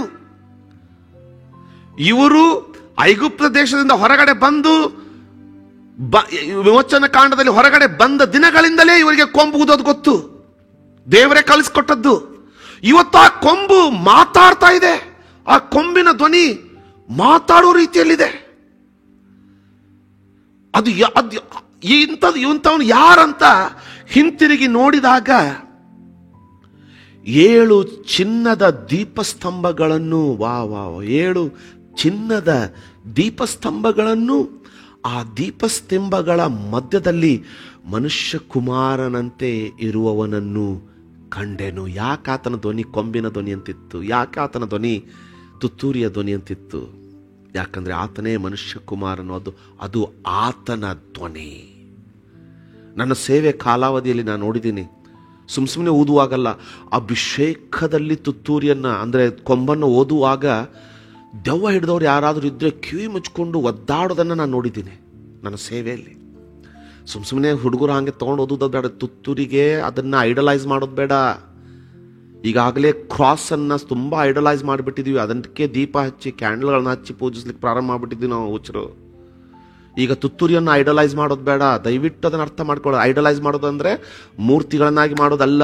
ತುತ್ತೂರಿ ಯೆಹೋವನ ಧ್ವನಿಯನ್ನು ಸೂಚಿಸ್ತದೆ ಹೊರತು ಅದೇ ಯೆಹೋವನ ಧ್ವನಿ ಅಲ್ಲ. ನೀನು ಊದು ನಾನು ಊದುವಂಥ ತುತ್ತೂರಿ ಧ್ವನಿ ಯೆಹೋವನ ಧ್ವನಿ ಅಲ್ಲ, ಅದನ್ನು ಸೂಚಿಸ್ತದೆ. ಅದಕ್ಕೋಸ್ಕರ ಇಲ್ಲಿ ತಿರುಗಿದಾಗ 7 ದೀಪಸ್ತಂಭಗಳನ್ನು, ಆ ದೀಪಸ್ತಂಭಗಳ ಮಧ್ಯದಲ್ಲಿ ಮನುಷ್ಯ ಕುಮಾರನಂತೆ ಇರುವವನನ್ನು ಕಂಡೆನು. ಈಗ ಈ ವಚನದ ಭಾಗಗಳನ್ನು ಹೇಳ್ಕೊಳ್ತೀನಿ ಕೇಳಿ. ಏನ್ ನೋಡಿದ? 7 ಕಂಬಗಳನ್ನು, ಕಟ್ಟಿಗೆ ಕಂಬಗಳನ್ನು ನೋಡಿದ್ನ. ಮುಂದೆ 20ನೇ ವಚನದಲ್ಲಿ ಆ 7 ಕಂಬಗಳಂದ್ರೆ ಏನು ಅಂತ ಅವನೇ ವಿವರಿಸ್ತಾನೆ. ಅಂದ್ರೆ ಯೇಸು ಸ್ವಾಮಿನೇ ಅವನಿಗೆ ಕಲಿಸ್ತಾನೆ 20ನೇ ವಚನದಲ್ಲಿ. ಯೋಹಾನನೇ ಅನ್ನೋದಲ್ಲ, ಅಂದ್ರೆ ಅವನಿಗೆ ಹೇಳ್ತಾನೆ, ಯೋಹಾನನೇ ಈ 7 ದೀಪಸ್ತಂಭ, ಚಿನ್ನದ ದೀಪಸ್ತಂಭಗಳಂದ್ರೆ 7 ಸಭೆಗಳು ಅಂತ ಅವನೇ ಪರಿಚಯ ಮಾಡಿಕೊಡ್ತಾನೆ ಯೇಸು ಸ್ವಾಮಿನೇ 20ನೇ ವಚನದಲ್ಲಿ. ಅಲ್ಲಿಗೆ ಬರೋಣ ಬರುವ ವಾರದಲ್ಲಿ. ಆದ್ರೆ ಇಲ್ಲಿ ನೋಡಿ, 7 ಚಿನ್ನದ ದೀಪಸ್ತಂಭಗಳು ಕಟ್ಟಿಗೆವಲ್ಲ, ಕಬ್ಬಿಣದಲ್ಲ, ತಾಮ್ರದ್ದು ಅಲ್ಲ, ಹಿತ್ತಾಳೆಯದು ಅಲ್ಲ, ಬೆಳ್ಳಿಯದು ಅಲ್ಲ, ಅಪ್ಪಟ ಚಿನ್ನದ ದೀಪಸ್ತಂಭಗಳು. ದೇವರ ದೃಷ್ಟಿಯಲ್ಲಿ ಸಭೆ ಅನ್ನುವಂಥದ್ದು ಅಷ್ಟು ಪವಿತ್ರವಾದ, ಸುಂದರವಾದ ಚಿನ್ನದ ದೀಪ. ಅಂಥ ಪರಿಶುದ್ಧ ಸಭೆಯನ್ನ, ಅದರ ಆಸ್ತಿ ಪಾಸ್ತಿಗಳನ್ನ, ಅದರ ಕಾಣಿಕೆಗಳನ್ನ, ಅದರ ತತ್ವಗಳನ್ನ, ಅದರ ಬೋಧನೆಗಳನ್ನ ಪರಿಶುದ್ಧವಾಗಿ ಕಾದುಕೊಳ್ಳುವುದು ಪಾಲಕನು ಮತ್ತು ಸಭಿಕರ ಕರ್ತವ್ಯಗಳು. ಈ 7 ಸಭೆಗಳಲ್ಲಿ 7 ಸಭೆಗಳಲ್ಲಿ ಒಂದಲ್ಲ ಒಂದು ನ್ಯೂನ್ಯತೆಯನ್ನ ಯೇಸು ಸ್ವಾಮಿ ಹೇಳ್ದ. ಒಂದು ಸಭೆಗೆ ಹೇಳ್ತಾನೆ, ನೀನು ಮೊದಲೇ ಪ್ರೀತಿಯನ್ನು ಬಿಟ್ಟಿದ್ದೀಯಾ. ಆದ್ರೆ ಅವರಲ್ಲಿ ನ್ಯೂನ್ಯತೆ ಕಂಡು ಬಂದಾಗ್ಯೂ ಸಹ ದರ್ಶನದಲ್ಲಿ ಆ ಸಭೆಗಳನ್ನು ಸೂಚಿಸುವಂತ ದೀಪಸ್ತಂಭಗಳು ಮಾತ್ರ ಅಪ್ಪಟ ಬಂಗಾರದ್ದು. ಅಂದ್ರೆ ತಪ್ಪುಗಳುಂಟು, ಸಭೆಗಳಲ್ಲಿ ನ್ಯೂನತೆಗಳು ಉಂಟು. ಅದರ ಅರ್ಥ ಆತನು ಅವುಗಳ ನಿಮಿತ್ತವಾಗಿ ಅದನ್ನ ಕಬ್ಬಿಣ ಮಾಡಿಬಿಡಲ್ಲ. ಆತನ ಹೃದಯದಲ್ಲಿ, ಆತನ ಚಿತ್ತದಲ್ಲಿ, ಆತನ ದೃಷ್ಟಿಯಲ್ಲಿ ಆ ಸಭೆ ಅನ್ನುವಂಥದ್ದು ಬಂಗಾರದ ದೀಪಸ್ತಂಭವೇ. ಅವನು ಕ್ಷಮಿಸಲಿಕ್ಕೆ ಸಿದ್ಧನಿದ್ದಾನೆ, ತಿರುಗಿ ತನ್ನ ರಕ್ತದಲ್ಲಿ ತೊಳಿಲಿಕ್ಕೆ ಸಿದ್ಧನಿದ್ದಾನೆ. ಆದರೆ ಅದನ್ನ ಕೀಳಾಗಿ ಮಾಡೋದೇ ಇಲ್ಲ. ನೀನು ಮನುಷ್ಯನಾಗಿ ಕರ್ತನ ಸಭೆಯನ್ನ ಕೀಳಾಗಿ ನೋಡಬೇಡ, ಅಸಡ್ಡೆಯಾಗಿ ನೋಡಬೇಡ. ನಿನ್ನ ಕರ್ತನು ಅದನ್ನ ಬಂಗಾರದ ದೀಪಸ್ತಂಭವೆಂಬುದಾಗಿ ನೋಡ್ತಾ ಇರುವಾಗ ನೀನು ಅದನ್ನ ಕ್ಷುಲ್ಲಕವಾಗಿ ಕಾಣಬೇಡ. ಪಾಲಕನ ಕೆಲವು ತಪ್ಪುಗಳಿರಬಹುದು, ಸಭೆಯವರ ತಪ್ಪುಗಳು ಇರಬಹುದು. ಅದರ ನಿಮಿತ್ತವಾಗಿ ಸಭೆಯನ್ನ ಕ್ಷುಲ್ಲಕವಾಗಿ ನೀನು ನೋಡಿ ಸಭೆಗೆ ವಿರುದ್ಧ ಅದೇನು ಅಂಥ ಸಭೆ ಇಂಥ ಸಭೆ ಅಂತ ದಯವಿಟ್ಟು ಮಾತಾಡ್ಲಿಕ್ಕೆ ಹೋಗ್ಬೇಡ. ಕರ್ತನು ಈ ಸಭೆಯನ್ನ ಪ್ರದರ್ಶಿಸುವಾಗ ತನ್ನ ದಾಸನಿಗೆ ಚಿನ್ನದ ದೀಪಸ್ತಂಭವಾಗಿ ಪ್ರದರ್ಶಿಸ್ತಾ ಇದ್ದಾನೆ. ಅದನ್ನು ಅಸಡ್ಡೆ ಮಾಡೋದಕ್ಕೆ ನೀನೆಷ್ಟರವನು, ಅದನ್ನು ಕ್ಷುಲ್ಲಕವಾಗಿ ಮಾತಾಡೋದಕ್ಕೆ ನೀನು ಎಷ್ಟರವನು. ಪಾಲಕನು ತಪ್ಪು ಮಾಡಿದಾನ, ಆತನು ಅವನನ್ನು ದಂಡಿಸಲಿ. ಸಭಿಕರು ತಪ್ಪು ಮಾಡಿದ್ದಾರೆ, ಆತನು ಆ ದಿನದಲ್ಲಿ, ಕರ್ತನ ದಿನದಲ್ಲಿ ಅವರನ್ನು ದಂಡಿಸ್ತಾನೆ. ಆದರೆ ನೀನು ನಿನ್ನ ಪಾಲಿನ ಆಶೀರ್ವಾದನ ಕಳೆದುಕೊಳ್ಳುವಂತೆ ಅದನ್ನು ಅಸಡ್ಡೆ ಮಾಡಬೇಡ. ಅದಕ್ಕೆ ಜನರು ಈ ಬಂದಿರುವಂಥ ಸ್ಥಳದ ಸಮಯದಲ್ಲಿಯೂ ಸಹ ಆತ್ಮದಲ್ಲಿ ಒಂದಾಗುವಂತೆ ಅವರು ಸಭೆಯಾಗಿ ತಮ್ಮ ತಮ್ಮ ಮನೆಗಳಲ್ಲಿ ನಮ್ಮೊಟ್ಟಿಗೆ ಕೂಡದೆ ಬರದೇ ಇರುವಾಗ ಮನಸ್ಸಿಗೆ ತುಂಬ ನೋವಾಗುತ್ತೆ. ಕಳೆದು ಹೋಗ್ತಾರಂತ ನನಗೆ ಚಿಂತೆ ಇಲ್ಲ. ಯಾಕೆ ನೋವಾಗುತ್ತೆ ಅಂದರೆ ಸಭೆಯನ್ನು ಅಸಡ್ಡೆ ಮಾಡ್ತಾ ಇದ್ದಾರಲ್ಲ. ಆ ಕರ್ತನು ಅದನ್ನು ಚಿನ್ನದ ದೀಪದಂತೆ ಕಣ್ಣಲ್ಲ. ಅಷ್ಟು ಮಾತ್ರವಲ್ಲ, ದೀಪಸ್ತಂಭ ಅಂದರೆ ಅದು ಉರಿಬೇಕ್ರಿ, ಉರಿಬೇಕದು. ಅದು ಉರಿದ್ರೇ ದೀಪಸ್ತಂಭ. ಅದು ಅಂದರೆ ಸಭೆ ಅನ್ನುವಂಥದ್ದು ಕರ್ತನ ಬೆಳಕನ್ನು ಉರಿತಾ ಇರಬೇಕು ಈ ಲೋಕಕ್ಕೆ.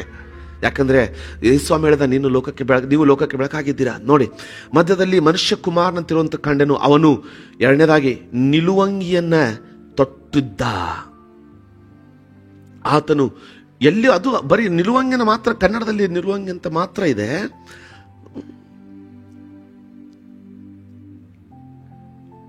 ಇಂಗ್ಲಿಷಲ್ಲಿ ಏನಿದೆ ಅಂತಂದ್ರೆ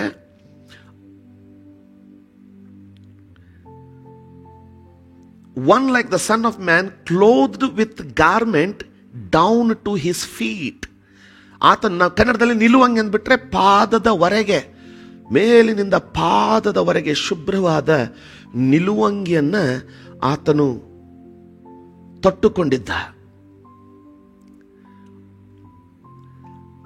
ಆತನು ನಿಲುವಂಗಿಯನ್ನು ತೊಟ್ಟು ಚಿನ್ನದ ಪಟ್ಟಿಯನ್ನ ಎದೆಗೆ ಕಟ್ಟಿಕೊಂಡಿದ್ದನು. ಯೋಹಾನನು ತಾನು ಕಂಡಂತ ಯೆಹೋವನ ಟಗರು ಅಥವಾ ಕ್ರಿಸ್ತನೆಂಬ ಕುರಿಮರಿಯನ್ನು ವರ್ಣಿಸ್ತಾ ಇದ್ದಾನೆ. ಆತನು ನಿಲುವಂಗಿಯನ್ನ ಪಾದದವರೆಗೆ ನಿಲುವಂಗಿ, ಅದು ಮಹಾಯಾಜಕರ ತೊಡುವಿಕೆ. ಯೇಸುಸ್ವಾಮಿ ಕುರಿಮರಿಯಾಗಿ ಸತ್ತ, ಆದರೆ ಮಹಾಯಾಜಕನಾಗಿ ಬರ್ತಾ ಇದ್ದಾನೆ. ಎದೆಗೆ ಚಿನ್ನದ ಪಟ್ಟಿ ಅರ್ಸತ್ವ, ರಾಜತ್ವವನ್ನು ಸೂಚಿಸ್ತದೆ. ಅರ್ಸತ್ವವನ್ನು, ರಾಜತ್ವವನ್ನು ಸೂಚಿಸುವಂಥದ್ದು. ಈಗ ಹಳೆ ಒಡಂಬಡಿಕೆಯ ಮಹಾಯಾಜಕರನ್ನು ನಾವು ನೋಡುವುದಕ್ಕೆ ಬದಲು, ಯಾಕಂದ್ರೆ ಯೇಸು ಸ್ವಾಮಿಗೆ ಮೆಲ್ಕೆಜೆದೇಕನ ಹಾಗೆ ಇರುವಂಥ ಮಹಾಯಾಜಕನು, ಅವನಿಗೆ ಆರಂಭವೂ ಇಲ್ಲ ಅಂತ್ಯವೂ ಇಲ್ಲ ಎಂಬುದಾಗಿ ವಿವರಿಸಿ ವರ್ಣಿಸಲ್ಪಟ್ಟಿದೆ. ಅಂದರೆ ಯೇಸು ಸ್ವಾಮಿ ಯೋಹಾನನಿಗೆ ಕಾಣುವಾಗ 3 ಮುಖ್ಯವಾದ ಸಂಗತಿಗಳನ್ನು ಪ್ರದರ್ಶಿಸ್ತಾ ಇದ್ದಾನೆ. 4 ಅನ್ಬೋದು ನಾವು. ಮೊದಲನೇದಾಗಿ ತನ್ನ ಸಭೆಗಳಿಗೆ ಹೇಳ್ತಾ ಇದ್ದಾನೆ, ನೀವು ನನ್ನ ದೃಷ್ಟಿಯಲ್ಲಿ ಬಂಗಾರದ ದೀಪಸ್ತಂಭದ ಹಾಗೆ. ಎರಡನೇದಾಗಿ ಆತನು ಜೀವಂತವಿರುವಾಗ ಹೇಳಿದಂಥ ವಿಷಯ, ಚಿಕ್ಕ ಹಿಂಡೆ ಭಯಪಡಬೇಡ, ನಾನು ನಿನ್ನೊಂದಿಗಿದ್ದೇನೆ. ಆತನು ಸಭೆಗಳ ಮಧ್ಯದಲ್ಲಿ ಜೀವಿಸ್ತಾ ಇದ್ದಾನೆ. ಆತನು ಸಭೆಗಳನ್ನು ಬಿಟ್ಟಿಲ್ಲ. ದೀಪಸ್ತಂಭಗಳ ಮಧ್ಯದಲ್ಲಿ ಅಂದರೆ ಸಭೆಗಳೊಂದಿಗೆ ಆತನ ಸಂತೋಷ. ಆತನು ಪರಲೋಕದಲ್ಲಿದ್ದರೂ ಸಹ ಆತನಿರುವುದು ಸಭೆಗಳೊಂದಿಗೆ. ಎರಡನೇ ವಿಷಯ, ನಿಲುವಂಗಿಯನ್ನು ತೊಟ್ಕೊಂಡಿದ್ದಾನೆ ಪಾದದವರೆಗೆ, ಅಂದರೆ ಮಹಾಯಾಜಕನಾಗಿ ಬರ್ತಾ ಇದ್ದಾನೆ. ಎದೆಗೆ ಬಂಗಾರದ ಪಟ್ಟಿಯನ್ನು ಧರಿಸಿದ್ದಾನೆ, ಅಂದರೆ ಅರಸನಾಗಿ ಬರ್ತಾ ಇದ್ದಾನೆ. ಹಳೆ ಒಡಂಬಡಿಕೆಯಲ್ಲಿ ಮಹಾಯಾಜಕರ ಕೆಲಸ, ಅರಸರ ಕೆಲಸ. ಹಳೆ ಒಡಂಬಡಿಕೆಯಲ್ಲಿ ಒಂದು ದೇಶದಲ್ಲಿ 2 ಮಹಾಶಕ್ತಿಗಳು. ಒಂದು ಪಾಲಿಟಿಕ್ಸ್, ರಾಜಕೀಯವನ್ನು ಆಳುವಂಥದ್ದು ಅರಸ. ಆತ್ಮಿಕ ವಿಷಯಗಳನ್ನು ನಡೆಸುವಂಥ ಮಹಾಯಾಜಕ. ಇವರಿಬ್ಬರು ಕೂಡಿ ದೇಶವನ್ನು ನಡೆಸ್ತಾ ಇದ್ರು. ಸಮುವೇಲನು, ದಾವಿದನು, ಅಥವಾ ಸಮುವೇಲನ ನಂತರ ನೇತನನು, ದಾವಿದನು. ದಾವಿದನಿಗೆ ಏನಾದರೂ ಮಾಡಬೇಕಂದ್ರೆ ಆತನು ಪ್ರವಾದಿ ಆದಂಥ ನಾತಾನನನ್ನು ಕೇಳ್ತಾ ಇದ್ದಾನಲ್ಲ, ಕನ್ನಡದಲ್ಲಿ ನಾತಾನನ ಅನ್ಕೊಳ್ತೇನೆ, ನೇತನ್, ಪ್ರಾಫೆಟ್ ನೇತನ್ ಏನಂತ ಕೇಳ್ತಾ ಇದ್ದಾನೆ, ನಾನು ಯುದ್ಧಕ್ಕೆ ಹೋಗ್ಲೋ ಬೇಡವೋ, ನಾನು ಇದನ್ನು ಮಾಡಲೋ ಬೇಡವೋ. ಆತನು ಒಂದು ದಿನ ಅದೇ ಪ್ರವಾದಿಯನ್ನು ನಾತಾನನನ್ನು ಕರೆದು ಹೇಳ್ತಾ ಇದ್ದಾನೆ, ನಾನು ದೇವರ ಆಲಯನ ಕಟ್ಟಬೇಕೆಂದಾಗ ಆಸೆ ಪಡ್ತೇನೆ. ಅವನು ಹೇಳ್ದ, ನಿನ್ನ ಹೃದಯದಲ್ಲಿದ್ದನ್ನು ಮಾತಾ, ಆದ್ರೆ ದೇವರು ಹೇಳ್ದ ಬೇಡ ಅಂತ ಹೇಳೋ ಅವನ ಮಗ ಕಟ್ತಾನೆ ಅಲ್ವಾ. ಸೊ ಅರಸ, he is the head of the political power. ಹಳೆ ಒಡಂಬಡಿಕೆಯಲ್ಲಿ ಆತನು ರಾಜಕೀಯದ ಹಿರಿಯ. ಮಹಾಯಾಜಕ ಆತನು ಆತ್ಮಿಕ ವಿಷಯಗಳ ಹಿರಿಯ. ಇಬ್ಬರು ಕೂಡಿ ದೇಶವನ್ನು ನಡೆಸೋರು. ಆದರೆ ಮಹಾಯಾಜಕನು ದೇವರ ವಿಷಯಗಳಿಗೆ ಸಂಬಂಧಪಟ್ಟು ಅರಸನಿಗೆ ದೇವರ ಮಾರ್ಗಗಳನ್ನು ತೋರಿಸೋನು. ಅರಸನು ದೇವರ ಮಾರ್ಗದರ್ಶನದ ಪ್ರಕಾರ ದೇಶವನ್ನು ಆಳುವವನು. ಆದರೆ ಇಲ್ಲಿ ಯೇಸು ಸ್ವಾಮಿ 2 ತಾನೇ ತೋರಿಸ್ತಾ ಇದ್ದಾನೆ. ಅವನೇ ಮಹಾಯಾಜಕ, ಅವನೇ ಅರಸ. ಯಾಕಂದ್ರೆ ಆತನ ಬಗ್ಗೆ ಯೆಶಾಯನು ಪ್ರವಾದನೆ ಮಾಡಿದ್ದ. ನಮಗೋಸ್ಕರ ಒಂದು ವರದ ಮಗನು ಹುಟ್ಟಿದನಷ್ಟೇ, ಆತನ ಬಾಹುವಿನ ಮೇಲೆ ಆಡಳಿತ ಇರುವುದು. ಅವನೇ ಆಡಳಿತ ಮಾಡೋನು, ಅವನೇ ಅರಸ, ಅವನೇ ಮಹಾಯಾಜಕನು. ಅದಕ್ಕೆ ಯಜ್ಞದ ಕುರಿಮರಿಯಾಗಿ ಸಾಯುವುದರ ಮೂಲಕ ತನ್ನ ಸ್ವಂತ ರಕ್ತವನ್ನು ತಗೊಂಡು, ಇಬ್ರಿಯ ಬರೆದ ಪತ್ರಿಕೆ ಪ್ರಕಾರ ತನ್ನ ಸ್ವಂತ ರಕ್ತವನ್ನು ತಗೊಂಡು ಮಹಾಯಾಜಕನಾಗಿ ಪರಲೋಕದ ಮಹಾಪರಿಶುದ್ಧ ಸ್ಥಾನದಲ್ಲಿ ಪ್ರವೇಶಿಸಿ ರಕ್ತವನ್ನು ಅರ್ಪಿಸಿ ನಮ್ಮನ್ನು ಬಿಡಿಸಿಕೊಂಡ, ನಮ್ಮನ್ನು ವಿಮೋಚಿಸಿದ. ಆದ ಕಾರಣ ದೇವಜನರ ಪ್ರಿಯರೇ, ಸ್ಥಳ, ಜಿಯೋಗ್ರಫಿಕಲ್ ಭೌತಿಕ ಸ್ಥಳಗಳ ವಿಷಯ, ಹೆಸರುಗಳ ವಿಷಯ, ಅಂಕಿಅಂಶಗಳ ವಿಷಯದಲ್ಲಿ ನಾವು ಗೊಂದಲಕ್ಕೊಳಗಾಗಿ ಚಂಚಲರಾಗದೆ ಆತ್ಮೀಕವಾದ ಸಂದೇಶ ಪ್ರಕಟಣೆ ಪುಸ್ತಕದಲ್ಲಿ ಏನಿದೆ ಎಂಬುದನ್ನು ಮೊದಲು ನಾವು ಸ್ವೀಕರಿಸಿಕೊಳ್ಳೋಣ. ಸಿದ್ಧರಾಗಿ ಆತನು ಬರಲಿಕ್ಕಿದ್ದಾನೆ. ಮಹಾಯಾಜಕನು ತನಗೋಸ್ಕರ ಇರುವಂಥ ಮಹಾಯಾಜಕರನ್ನು ಕೊಂಡೊಯ್ಯಲಿಕ್ಕೆ ಬರ್ತಾ ಇದ್ದಾನೆ. ದೇವರು ನಿಮ್ಮನ್ನು ಆಶೀರ್ವದಿಸಲಿಕ್ಕೆ ಕೊನೆಯದಾಗಿ ಮುಗಿಸ್ತಾ ಇರೋ ಹಾಗೆ ನೆನಪು ಮಾಡಿಕೊಡ್ತೇನೆ. ಆತನ ಧ್ವನಿ ತುತ್ತೂರಿಯ ಧ್ವನಿಯ ಹಾಗೆ ಆತನ ಧ್ವನಿ ಕೇಳಿಸ್ತು. ಕಾರಣ ಆತನು ಯಜ್ಞದ ಕುರಿಮರಿ, ಆತನ ಕೊಂಬು, ಆ ಟಗರಿನ ಕೊಂಬು ಆತನ ಧ್ವನಿಯನ್ನು ಪ್ರದರ್ಶಿಸ್ತದೆ. ಅದಕ್ಕೆ ಯಹೂದ್ಯರು ಇವತ್ತಿಗೂ ಟಗರಿನ ಕೊಂಬನ್ನು ಹಬ್ಬಗಳಲ್ಲಿ ಎಲ್ಲ ಸತತವಾಗಿ ಸಭಾಮಂದಿರಗಳಲ್ಲಿ ಉಪಯೋಗಿಸಿದೆ. ಯಾಕಂದರೆ ಅದು ದೇವರ ಧ್ವನಿ ಎಂಬುದಾಗಿ. ಬೆಟ್ಟದ ಮೇಲೆ ದೇವರು ಇಳಿದು ಬಂದಾಗ ತುತ್ತೂರಿಯ ಧ್ವನಿಗಳು ಮೊದಲೇ ಸಾರಿ ತನ್ನ ಜನರಿಗೆ ಪರಿಚಯ ಮಾಡಿಕೊಟ್ಟಿದ್ದೇ ತುತ್ತೂರಿಯ ಧ್ವನಿಯೊಂದಿಗೆ, ಕೊಂಬಿನ ಧ್ವನಿಯೊಂದಿಗೆ. ಯಾರಿಕೋ ಗೋಡೆ ಬಿದ್ದಿದ್ದು ಕೊಂಬಿನ ಧ್ವನಿಯೊಂದಿಗೆ. ಅದು ಮನುಷ್ಯ ಕುಮಾರನ ಧ್ವನಿಯನ್ನು ಪ್ರದರ್ಶಿಸ್ತದೆ. ಆತನು ತನ್ನನ್ನು ತೋರಿಸಿದ್ದು 7 ದೀಪಸ್ತಂಭಗಳ ಮಧ್ಯದಲ್ಲಿ, ಅಂದರೆ ನಾನು ಸಭೆಗಳ ಮಧ್ಯದಲ್ಲಿದ್ದೀನಿ, ಭಯಪಡಬೇಡಿ, ನಾನು ನಿಮ್ಮೊಂದಿಗಿದ್ದೇನೆ. ಕೊನೆಯದಾಗಿ ಆತನು ಧ್ವನಿಯು ತುತ್ತೂರಿ ಧ್ವನಿಯ ಹಾಗೆ ಕೊಂಬಿನೊಂದಿಗೆ ಮಾತ್ರವಲ್ಲ, ಆ ಕೊಂಬಿನ ಧ್ವನಿಯೊಂದಿಗೆ ಬಂದ. ಈಗ ಆತನು ನಿಲುವಂಗಿಯನ್ನು ಧರಿಸಿದವನಾಗಿ ಕಾಣ್ತಾ ಇದ್ದಾನೆ. ಕೊಂಬಿನ ಧ್ವನಿ, ಸಭೆಗಳ ಮಧ್ಯದಲ್ಲಿ ನಾನು ನಿಮ್ಮೊಂದಿಗಿದ್ದೇನೆ. ಸಭೆ ಅನ್ನೋದು ನನ್ನ ದೃಷ್ಟಿಯಲ್ಲಿ ಬಂಗಾರದ ದೀಪದಿದ್ದ ಹಾಗೆ, ನಾನು ಅದರ ಮಧ್ಯದಲ್ಲಿದ್ದೀನಿ, ಭಯಪಡಬೇಡ. ನಂತರ ನಿಲುವಂಗಿ, ನಾನೇ ಮಹಾಯಾಜಕ, ಎದೆಯ ಚಿನ್ನದ ಪಟ್ಟಿ, ನಾನೇ ಅರಸನು, ಭಯಪಡಬೇಡ. ಅಂದರೆ ಸಭೆಗಳ ಮಧ್ಯದಲ್ಲಿ ಈಗ ಬಲಹೀನವಾದಂಥ ಕುರಿಮರಿ ಆದಾತನು ಅಡ್ಡಾಡ್ತಾ ಇಲ್ಲ. ಮಹಾಯಾಜಕನು, ಅರಸನು ಆದವನು ಸಭೆಗಳ ಮಧ್ಯದಲ್ಲಿ ಬಂದಿದ್ದಾನೆ. ಅಂದರೆ ಅಂತ್ಯ ದಿನದ ಸಭೆಗೆ ಎಂಥ ಬಲ ಇರ್ತದೆ ಎಂಬುದನ್ನು ನೆನಪಿಟ್ಕೊಳ್ಳಿ. ಅದಾಗಲಿಕ್ಕಿದೆ ಈ ಬರುವ ದಿನಗಳಲ್ಲಿ. ದೇವರು ನಿಮ್ಮನ್ನು ಆಶೀರ್ವದಿಸಲಿ. ಪ್ರಾರ್ಥನೆ ಮಾಡಿಕೊಳ್ಳೋಣ. ಭೂಪರಲೋಕಗಳನ್ನು ಸೃಷ್ಟಿಸುವಂಥ ನಮ್ಮ ಸರ್ವಶಕ್ತನಾಗಿರುವಂಥ ತಂದೆ ದೇವರೇ, ಎಲ್ಲ ಗ್ರಹಿಕೆಯನ್ನು ಮೀರುವಂಥ ದೈವ ಶಾಂತಿಯು ಈ ದಿನ ನಿನ್ನ ಜನರ ಹೃದಯಗಳನ್ನು ಆಳಲಿ. ಈ ಅಧ್ಯಯನ ಗೊಂದಲಕ್ಕೊಳಗಾಗುವುದಕ್ಕಾಗಿ ಅಲ್ಲ ಸ್ವಾಮಿ, ಆದರೆ ನಿನಗೋಸ್ಕರ ಸಿದ್ಧವಾಗುವುದಕ್ಕಾಗಿ ಎಂಬುದಾಗಿ ನಾವು ಆಶಿಸ್ತಾ ಇರೋದರಿಂದ ನೀನು ಸತತವಾಗಿ ನಮ್ಮನ್ನು ಸಿದ್ಧಪಡಿಸು. ಎಲ್ಲ ಮಹಿಮೆ ಘನತೆ ನಿನಗೆ ಸಲ್ಲಲ್ಪಡಲಿ. ಯೇಸುವಿನ ಹೆಸರಿನಲ್ಲಿ ಬೇಡ್ತೇನೆ ಸ್ವಾಮಿ, ಆಮೇನ್. ಈಗ ನಮ್ಮ ರಕ್ಷಕನಾದ ಯೇಸು ಕ್ರಿಸ್ತನ ಕೃಪೆ, ತಂದೆಯಾದ ದೇವರ ಪ್ರೀತಿ, ಪರಿಶುದ್ಧಾತ್ಮನ ಅನ್ಯೋನ್ಯತೆ ಸಹವಾಸಗಳು ಈಗಲೂ ಎಂದೆಂದಿಗೂ ನಮ್ಮೆಲ್ಲರೊಂದಿಗೆ ನೆಲೆಗೊಂಡಿರಲಿ ಸ್ವಾಮಿ, ಆಮೇನ್. ದೇವರು ನಿಮ್ಮನ್ನು ಆಶೀರ್ವದಿಸಲಿ.